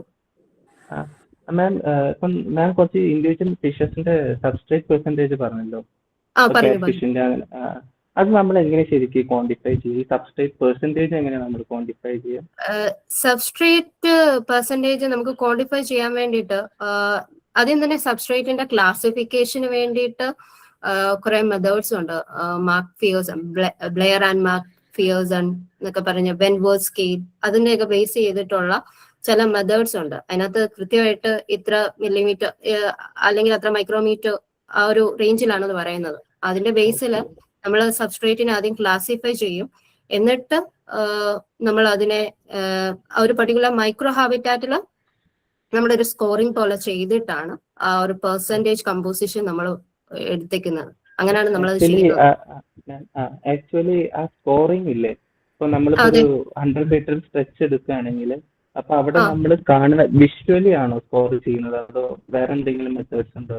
Visually നമ്മൾ ഇപ്പൊ ഒരു 100 metre stretch എടുത്തിട്ട് അങ്ങനെ percentage കാണുകയാണോ ചെയ്യുക, അതോ വേറെ വല്ല മെത്തേഡും ഉണ്ടോ? അല്ല, മൈക്രോ ഹാബിറ്റാറ്റിന്റെ കേസിൽ നമുക്ക് വേണമെങ്കിൽ എന്റെ സ്ട്രെച്ചിന്റെയും വേണമെങ്കിൽ ഒരു കമ്പോസിഷൻ പറയാം. അതുപോലെ തന്നെ ഇവിടെ മെയിൻലി മൈക്രോ ഹാബിറ്റാറ്റ് ആണ് ഇമ്പോർട്ടന്റ്. ഒരു പർട്ടിക്കുലർ ഒരു സ്മോൾ സ്കെയിൽ ഹാബിറ്റാറ്റ് യൂണിറ്റ് ആണ്. അപ്പം ആ ഒരു പർട്ടിക്കുലർ ഏരിയയിലെ പല രീതിയിൽ നമുക്ക് ഇത് ശരിക്കും ചെയ്യാൻ പറ്റും കേട്ടോ. നമുക്ക് വേണമെങ്കിൽ ആ ഒരു പർട്ടിക്കുലർ ഏരിയയിൽ നിന്നും സബ്സ്ട്രേറ്റ് എടുത്തുകൊണ്ട് വന്നിട്ട് അതിനെ ഏറ്റവും ഒരു സിമ്പിൾ മെത്തേഡാണ് ഒരു ബോട്ടിലിൽ ഇട്ടിട്ട് അതിനെ നമുക്ക് അത് അടിഞ്ഞു വരുമല്ലോ. ഏറ്റവും താഴെ സിൽറ്റ് അടിക്കും, പിന്നെ സാൻഡ് അടിക്കും, പിന്നെ അതിന്റെ മുകളിലൊക്കെ ബാക്കി കണ്ടന്റ് ഒക്കെ അടിഞ്ഞു വരും. സോ അതിന്റെ ബേസിൽ വേണമെങ്കിൽ പെർസെന്റേജ് ചെയ്യാം. പക്ഷെ അതെല്ലാത്തിലും പോസിബിൾ അല്ല. കാരണം കുറെ സ്ട്രീംസ് ഈ ഫുൾ ഉള്ളത് ബെഡ് റോക്ക് സ്ട്രീമുകൾ തന്നെയുണ്ട്. അപ്പം അങ്ങനെ വരുമ്പോൾ അവിടുത്തെ കേസിൽ വരത്തില്ല. പിന്നെ അല്ലാതെ വരുമ്പോൾ ഒരു മിക്സ് ആയിരിക്കും വരിക. അപ്പം മിക്സിന്റെ കാര്യത്തിൽ നമുക്ക് ഇങ്ങനെ എടുക്കുമ്പം ഈ പല മിക്സ് ഈ ബോട്ടിലായിട്ടുള്ള ഒരു അതിന്റെ ഹെട്രോജനിറ്റി നോക്കുന്നത് അത്ര പോസിബിൾ ആയിട്ട് വരത്തില്ല. അങ്ങനെ വരുമ്പോഴത്തേക്കിനും ആ മൈക്രോ ഹാബിറ്റാറ്റിലെ പെർസെന്റേജ് അങ്ങനെ വിഷ്വലി എസ്റ്റിമേറ്റ് ചെയ്യുന്നതായിരിക്കും നല്ലത്. മൈക്രോ ഹാബിറ്റാറ്റ് സ്റ്റഡീസ് ഇതിന്റെ ഒരു മെയിൻ പ്രോബ്ലം ഞാൻ കണ്ട കാര്യം എന്ന് പറയുന്നത്, മൈക്രോ ഹാബിറ്റാറ്റ് സ്റ്റഡി വളരെ ഡീറ്റെയിൽ ആയിട്ട് ചെയ്തിട്ടുള്ളത് ചില ട്രോപ്പിക്കൽ സ്ട്രീംസ് ആണ്. ലൈക്ക് ഗ്രോസ്മൻ ആൻഡ് ഫ്രീമൻ, അങ്ങനെ മേരി ഫ്രീമൻ, അങ്ങനെ കുറെ പേരാണ് ബേസിക് ആയിട്ട് ട്രോപ്പിക്കൽ സ്ട്രീമിൽ മൈക്രോ ഹാബിറ്റാറ്റ് സ്റ്റഡി ഒക്കെ ഡീറ്റെയിൽഡ് ആയിട്ട് ചെയ്തിട്ടുള്ളത്. അപ്പം അത് ഞാൻ ആദ്യം സ്റ്റഡീസിന് വേണ്ടിയിട്ട് അത് കുറെ റെഫർ ചെയ്തിരുന്നു. പിന്നെ നമ്മുടെ വെസ്റ്റേൺ ഗൾഫ് സ്ട്രീമിലേക്ക് വരുമ്പം it is little bit different. അവിടുത്തെ സ്ട്രീം പോലെ അല്ല നമ്മുടെ ഈ വെസ്റ്റേൺ ഗൾഫിലെ സ്ട്രീം വരിക. അപ്പം കുറച്ചൊന്ന് ആ ഒരു പർട്ടിക്കുലർ മെത്തഡോളജി ഒക്കെ ഒന്ന് മോഡിഫൈ നമ്മുടെ ഈ ഒരു സിസ്റ്റത്തിൽ ആപ്ലിക്കബിൾ ആകുന്ന രീതിയിൽ മോഡിഫൈ ചെയ്തിട്ടാണ് അത് ചെയ്തേക്കുന്നത്. സോ ഇങ്ങനെ പല രീതിയിൽ നമുക്ക് സബ്സ്ട്രേറ്റ് ചെയ്യാൻ പറ്റും. സോ എനിക്ക് മൈക്രോ ഹാബിറ്റാറ്റിന്റെ കേസിൽ തോന്നിയത് ഒരു പർട്ടിക്കുലർ ഏരിയയിലെ നമ്മൾ സബ്സ്ട്രേറ്റിനെ വിഷ്വൽ എസ്റ്റിമേഷൻ ചെയ്തിട്ട് പെർസെന്റേജ് കാണുന്നതായിരിക്കും ബെറ്റർ എന്ന് തോന്നിയിട്ടുണ്ട്. സബ്സ്ട്രേറ്റ് പക്ഷെ കളക്ട് ചെയ്തിട്ടുണ്ട്. ഇപ്പൊ നമ്മള് പാലത്തിന്റെ പില്ലേഴ്സിന്റെ കാര്യം പറഞ്ഞല്ലോ, അതൊരു ആർട്ടിഫിഷ്യൽ സബ്സ്ട്രേറ്റ് ആയിട്ട് ആക്ട് ചെയ്യുന്നു പറഞ്ഞല്ലോ. അപ്പൊ നമ്മളിപ്പോ നമ്മൾ റിഗറസ് ആയിട്ട് ഇപ്പൊ ഒരു മെത്തഡോളജി പ്ലാൻ ചെയ്യുകയാണെന്നുവെച്ചെങ്കിൽ, ഇപ്പൊ ഫിഷ് സാമ്പിളിംഗ് പ്ലാൻ ചെയ്യുകയാണെങ്കിൽ ഇപ്പൊ പാലത്തിന്റെ അടുത്തുനിന്ന് നമുക്ക് സാമ്പിൾ ചെയ്യാൻ പറ്റും, അല്ലെങ്കിൽ അവിടെ എന്തെങ്കിലും ഒരു മിനിമം ഡിസ്റ്റൻസ് നമ്മൾ വെക്കണം. സാധാരണ കേസിൽ ഇപ്പൊ അപ്സ്ട്രീം ഡിഫറൻസ് അല്ലെങ്കിൽ നമ്മൾ ഡൗൺ സ്ട്രീം ഡിഫറൻസ് വെക്കുന്നതായിരിക്കും ബെറ്റർ. കാരണം അതിന്റെ ഒരു ഇൻഫ്ലുവൻസ് ഫിഷ് ഡൈവേഴ്സിറ്റിയിൽ എന്തായാലും കാണിക്കുമല്ലോ. ഇപ്പൊ ഒരു പാലം ഒരു സബ്സ്ട്രേറ്റ് ആയിട്ട് ആക്ട് ചെയ്യുകയാണെങ്കിൽ, ഒരു ആർട്ടിഫിഷ്യൽ സബ്സ്ട്രേറ്റ് ആയിട്ട് ആക്ട് ചെയ്യുകയാണെങ്കിൽ. ഞാൻ വെസ്റ്റേൺ ഗൾഫിൽ ഒബ്സർവ് ചെയ്ത കാര്യം എന്ന് പറയുന്നത്, ഞാൻ ഓൾറെഡി പറഞ്ഞൊരു കാര്യമുണ്ട്. When artificial substrate act as A micro habitat, അങ്ങനെ ആ ഒരു ലെവലിൽ ആക്ട് ചെയ്യുമ്പോൾ അതിന്റെ ചുറ്റുമുള്ള ഏരിയകളിൽ ചില മൈക്രോ ഹാബിറ്റാറ്റ് യൂണിറ്റുകൾ അത് ക്രിയേറ്റ് ചെയ്യുന്നുണ്ട്. ലൈക്ക് പൂൾ, റിപ്പിൾ ഒക്കെ അസോസിയേറ്റ് ചെയ്ത് വരും. ഇതിന് മുകളിൽ കൂടി ഒഴുകുമ്പോൾ തന്നെ റിപ്പിൾ ഫോം ചെയ്ത് വരും. സോ അത്യാവശ്യം വാട്ടർ ഡെപ്ത് അവിടെ വരുന്നുണ്ട്. അവിടെ തന്നെ ലോച്ചസ് അതുപോലെയുള്ള ചില ബറ്റാസിയോ എന്നൊക്കെ പറയുന്ന ഫിഷസ് ഉണ്ട്. അതൊക്കെ അവരുടെ മൈക്രോ ഹാബിറ്റാറ്റ് യൂണിറ്റ് ആയിട്ട് അതങ്ങ് മാറുകയാണ് ചെയ്യുന്നത്. സോ അങ്ങനെ വരുമ്പം എനിക്കൊരു പ്രോബ്ലം ആയിട്ട് തോന്നിയില്ല. ഈ പറയുന്ന ബ്രിഡ്ജ് പൈലിങ്ങിന്റെ ഏരിയാസും എല്ലാം ഞാൻ സാമ്പിളിങ്ങിന് വേണ്ടിയിട്ട് ചൂസ് ചെയ്തായിരുന്നു. അപ്പം നമ്മള് പൂളിൽ നമുക്ക് കാസ്റ്റിംഗ് ചെയ്യാൻ പറ്റും. പക്ഷെ ഇങ്ങനെയുള്ള പർട്ടിക്കുലർ ഏരിയയിൽ നമ്മൾ സാമ്പിളിങ് ചെയ്യുമ്പോഴത്തേക്കിനും വേറെ സ്കോപ്പ് നെറ്റോ അല്ലെങ്കിലുള്ള ബാക്കി ഈസി ആയിട്ടുള്ള വല്ല ട്രഡീഷണൽ മെത്തേഡ്സ്, ഇപ്പം വെറും ഒരു ഷോൾ ഉപയോഗിച്ചാലോ എന്തെങ്കിലും ക്ലോത്ത് പീസ് യൂസ് ചെയ്തിട്ട് അങ്ങനെ എന്തെങ്കിലും ഫുള്ള് അതിനെ അജിറ്റേറ്റ് ചെയ്തിട്ട് അതിനെ ക്യാപ്ചർ ചെയ്യുകയൊക്കെ ചെയ്യാം. സോ അങ്ങനെ ഞാൻ അവോയ്ഡ് ചെയ്തിട്ടില്ല. We can sample in that particular area, അത് പ്രോബ്ലം അല്ല. മാം ലാസ്റ്റ് ക്വസ്റ്റ്യൻ ആണ്. അപ്പോൾ മാം റിപ്പയറിംഗ് വെജിറ്റേഷന്റെ കാര്യം പറഞ്ഞല്ലോ. അപ്പൊ ഞാൻ ഒരു 2-3 പേപ്പറിൽ ഇവിടെ ഉള്ളതല്ല വെളിയിലുള്ള മിക്കവാറും ബ്രസീൽ, യൂറോപ്യൻ കൺട്രീസിലൊക്കെ അപ്പൊ അവര് റിപ്പയറിംഗ് ഇത് യൂസ് ചെയ്യുന്നുണ്ട്, ഇത് സ്ട്രെച്ച് സേവ് ചെയ്യുന്നു, കൺസേർവ് ചെയ്യുന്നുണ്ട്. അവർക്ക് ലോസ് ഒക്കെ ഉണ്ട് കൺട്രിയിൽ. ബ്രസീൽ പോലത്തെ രാജ്യങ്ങളിലൊക്കെ അവിടെ ഒരു സ്ട്രെച്ച്, അതായത് റിവറിന്റെ 2 സൈഡിലും ഒരു റിപ്പയറിംഗ് സ്ട്രെച്ചർ കൺസേർവ് ചെയ്യുന്ന ലോസ് ഉണ്ട്. അപ്പൊ നമ്മുടെ ഇന്ത്യയിൽ എവിടെയെങ്കിലും അങ്ങനെയുണ്ടോ? നമ്മൾ ഏതെങ്കിലും സംസ്ഥാനത്തോ അങ്ങനത്തെ ലോസോ അങ്ങനെ എന്തെങ്കിലും ഉണ്ടോ? കാര്യങ്ങൾ ഗവൺമെന്റിന്റെ സൈഡിൽ നിന്ന് ഉണ്ടായിട്ടുണ്ടോ? അങ്ങനെ ഒരു അറിവ് എനിക്കില്ല. എനിക്ക് തോന്നിയിട്ടുള്ള ഒരു കാര്യം എന്ന് പറയുന്നത്, ഈ പറഞ്ഞതുപോലെ ഈ ഫോറിൻ കൺട്രീസിൽ ശരിക്കും ഹാബിറ്റാറ്റ് മാനേജ്മെന്റിന് തന്നെ ലോയും ഈ ഹാബിറ്റാറ്റും മൈക്രോ ഹാബിറ്റാറ്റും ഒക്കെ എത്ര ഇമ്പോർട്ടന്റ് ആണെന്നുള്ളത് മനസ്സിലാക്കിക്കൊണ്ട് പോളിസീസ് ഒക്കെ ഉണ്ട്. അതൊക്കെ നമ്മുടെ നാട്ടിൽ എത്രത്തോളം ഉണ്ടെന്ന് ചോദിച്ചാൽ അതെനിക്ക് ഇതുവരെ അങ്ങനെയുള്ള ഐഡിയാസ് ഇല്ല എന്നാണ് എനിക്ക് തോന്നുന്നത്. നമ്മൾ കൂടുതലും നമ്മുടെ നാട്ടിൽ ചെയ്യുന്നതെല്ലാം ലാർജ് സ്കെയിൽ രീതിയിലുള്ള പ്ലാനിങ്ങും കാര്യങ്ങളും ഒക്കെയാണ് ചെയ്യാറുള്ളത്. സോ അങ്ങനെയുള്ള റൈപ്പേറിയൻ കൺസർവേഷൻ നമ്മുടെ ഇടയ്ക്ക് ട്രീസ് ഒക്കെ വെച്ച് പിടിപ്പിക്കാറുണ്ട് കേട്ടോ. ഫോറസ്റ്റിന്റെ ഒക്കെ ഇതില് റൈപ്പേറിയൻ സെക്ഷൻസിൽ വേറെ അതൊക്കെ റീഗ്രോ ചെയ്യും ഒക്കെ ചെയ്യാറുണ്ട്. അത് പക്ഷേ എത്രത്തോളം ഒരു പർട്ടിക്കുലർ ഏരിയ കൺസേർവ് ചെയ്യുന്നു എന്ന് എനിക്കങ്ങനെ തോന്നിയിട്ടില്ല. ഉള്ളത് ലാർജ് സ്കെയിലുള്ള കൺസർവേഷൻ ഒക്കെയാണ് നമ്മുടെ നാട്ടിലുള്ളത്. Okay, thank you. Okay, thank you. Doctor Ruby, ഒരു ക്വസ്റ്റ്യനെ പറഞ്ഞു. നമുക്ക് റൂബിയിലെ your work did it included agro ecosystems? ഒരു സ്ട്രീം ഒരു അഗ്രോ എക്കോസിസ്റ്റത്തിൽ കൂടിയായിരുന്നു പാസ് ചെയ്തുകൊണ്ടിരുന്നത്. അത് കുറച്ച് ലാർജ് റബ്ബർ പ്ലാന്റേഷനും പിന്നെ ഉണ്ടായിരുന്നത് ഈ മറ്റേ ഡിസ്കോറിയ, ഈ ചേന ചെമ്പ് പോലത്തെ വെറൈറ്റി. കാടമത്തിലൂടെ പാസ് ചെയ്തിട്ടില്ലല്ലേ? കാട്ടമ്മം പ്ലാന്റേഷനിലുള്ളത് ഞാൻ ചെക്ക് ചെയ്തിട്ടില്ലായിരുന്നു. യൂഷ്വലി അവിടെയാണ് ഏറ്റവും കൂടുതൽ ഇൻസെക്ടിസൈഡ്സ് യൂസ് ചെയ്യപ്പെടുന്നത്. സോ ജനറലി അവിടെ ആയിരിക്കണം ഒരു പൂവറർ റെപ്രസെന്റേഷൻ വരേണ്ടത്. അത് അങ്ങനെ എനിക്ക് അങ്ങനെ വല്ല ഒബ്സർവ് ചെയ്തിട്ടുണ്ടോ എന്ന് അറിയാൻ ചോദിച്ചതാണ്. ഇല്ലില്ല, ഞാൻ ഒബ്സർവ് ചെയ്തിട്ടുള്ളത് ഞാൻ ഈ പറഞ്ഞ അഗ്രോ എക്കോസിസ്റ്റത്തിലാണ്. അതുമായിട്ട് അസോസിയേറ്റ് ചെയ്ത് എനിക്ക് തോന്നിയത് സമ്മർ ഒക്കെ ആയി കഴിയുമ്പോഴത്തേക്കിനും ഇവർ ഈ ഫെർട്ടിലൈസേഴ്സ് ഒക്കെ യൂസ് ചെയ്യുന്നത് കാരണം ഉള്ള ചെറിയ പൂൾസ് ആയിട്ട് മാറും എന്ന് പറഞ്ഞല്ലോ. ഇന്റർമീഡിയന്റ് ആയതുകൊണ്ട് പൂൾസ് ആയിട്ട് മാറും. അതിനകത്ത് ന്യൂട്രിയൻ ലോഡ് കൂടിയിട്ട് യൂട്രോഫിക്കേഷൻ പോലെയുള്ള ആ വാട്ടറൊക്കെ കുറച്ച് ബ്രൗണിഷ് നേച്ചറായിട്ട് മാറുന്നതായിട്ടാണ് കണ്ടിട്ടുള്ളത്. സോ അത് കുറെയൊക്കെ ഡിസീസ്ഡ് ആയിട്ടുള്ള ഫിഷസിനെയൊക്കെ ഒബ്സർവ് ചെയ്തിട്ടുണ്ട്. അതൊക്കെ പ്രോബ്ലം ആണ്. Okay. Thank you. Thanks. Thank you, ma'am. We have a question in the chat box also. What are the aquatic insects you observe in the field? I usually seen some nymphs, dragonfly, damselfly nymphs in the particular area. Mostly അങ്ങനെയുള്ള nymphs ഒരുപാട് കൂടുതലായിട്ട് കണ്ടിട്ടുണ്ട്. പിന്നെ അതുപോലെ Bugs ഒക്കെ ഉണ്ടായിരുന്നു. അതൊക്കെയാണ് main ആയിട്ട് അവിടെ കണ്ടിട്ടുള്ളത്. ഇൻസെക്ടിവോറസ് ഫിഷസ് എന്ന് പറയുന്നത് മോസ്റ്റ്ലി ബറീലിയസ് ഫിഷസിനെ ഞാൻ മുമ്പ് കണ്ടല്ലോ, മുമ്പ് കാർഡിനൽ ഷ്രിമ്പിനെ ഈറ്റ് ചെയ്ത ഫിഷിന്റെ കാര്യം പറഞ്ഞല്ലോ, അങ്ങനത്തെ ഫിഷ്. പിന്നെ അതുപോലെ പുന്തിയസ്, മറ്റേ ഡോക്കിൻസിയുടെ കാര്യം പറഞ്ഞു, മറ്റേ പൂവാലിപ്പരൽ എന്ന് പറയുന്നത്, അതൊക്കെയാണ് കൂടുതലും ഇൻസെക്ടിവോറസ് ഫിഷ് ആയിട്ട് കണ്ടത്. അതൊക്കെ മുകളിൽ വന്ന് സർഫസ് ഫീഡർ ഒക്കെ ആയിട്ട് ആക്ട് ചെയ്യുന്നതൊക്കെ അതാണ് മെയിൻ ആയിട്ട് കണ്ടിട്ടുള്ളത്. അപ്പോകൈലസിനെ ഞാൻ ഈ പർട്ടിക്കുലർ ഏരിയയില് നോട്ട് ചെയ്തിട്ടില്ല. ഈ പറയുന്ന ഹൈലാൻഡ് പമ്പ സ്ട്രീംസിൽ ഞാൻ അപ്പോകൈലസിനെ നോട്ട് ചെയ്തിട്ടില്ല.